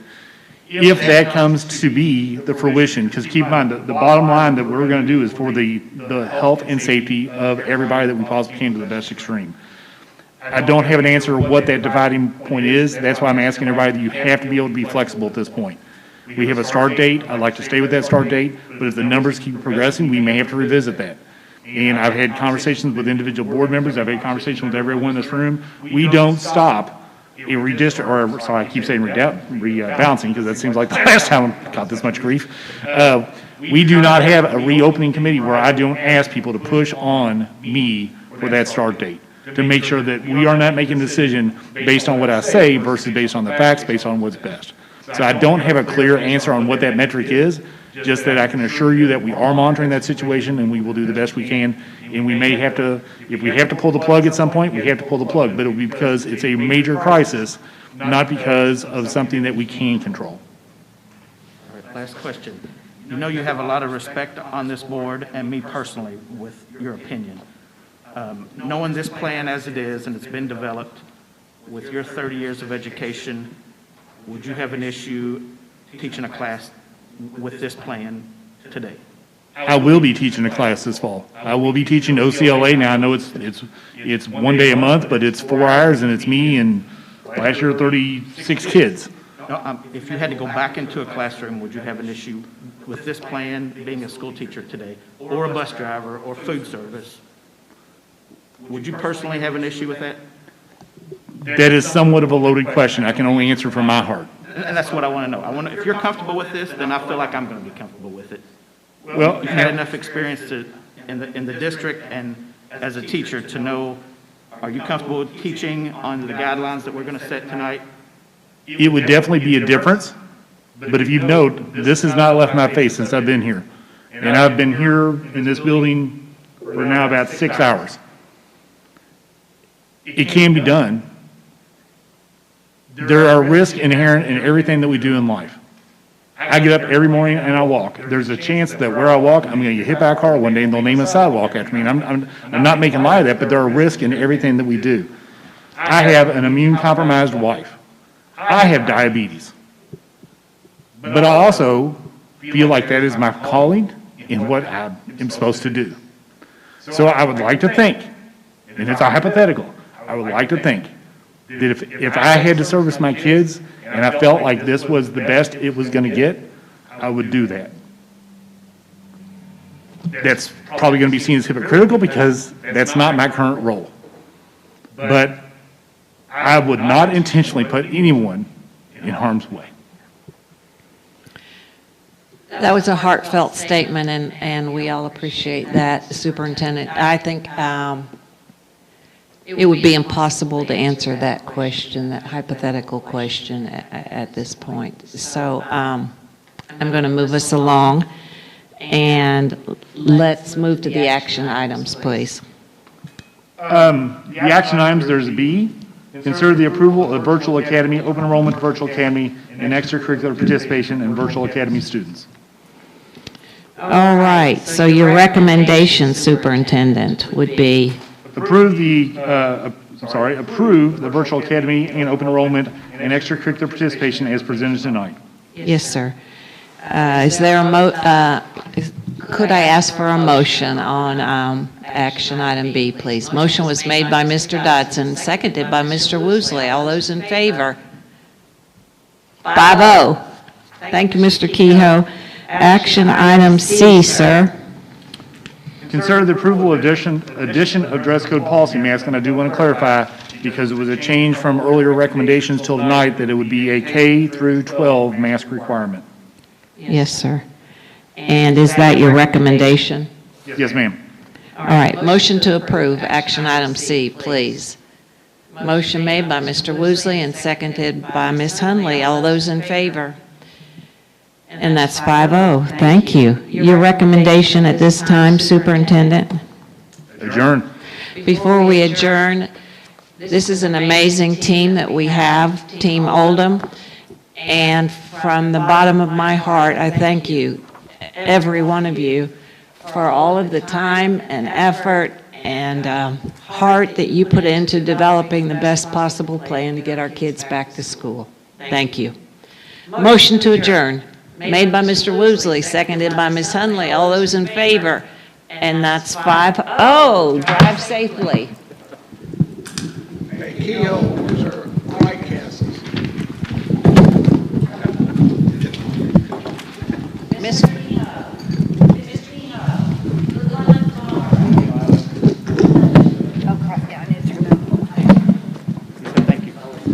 Good luck tomorrow. Let us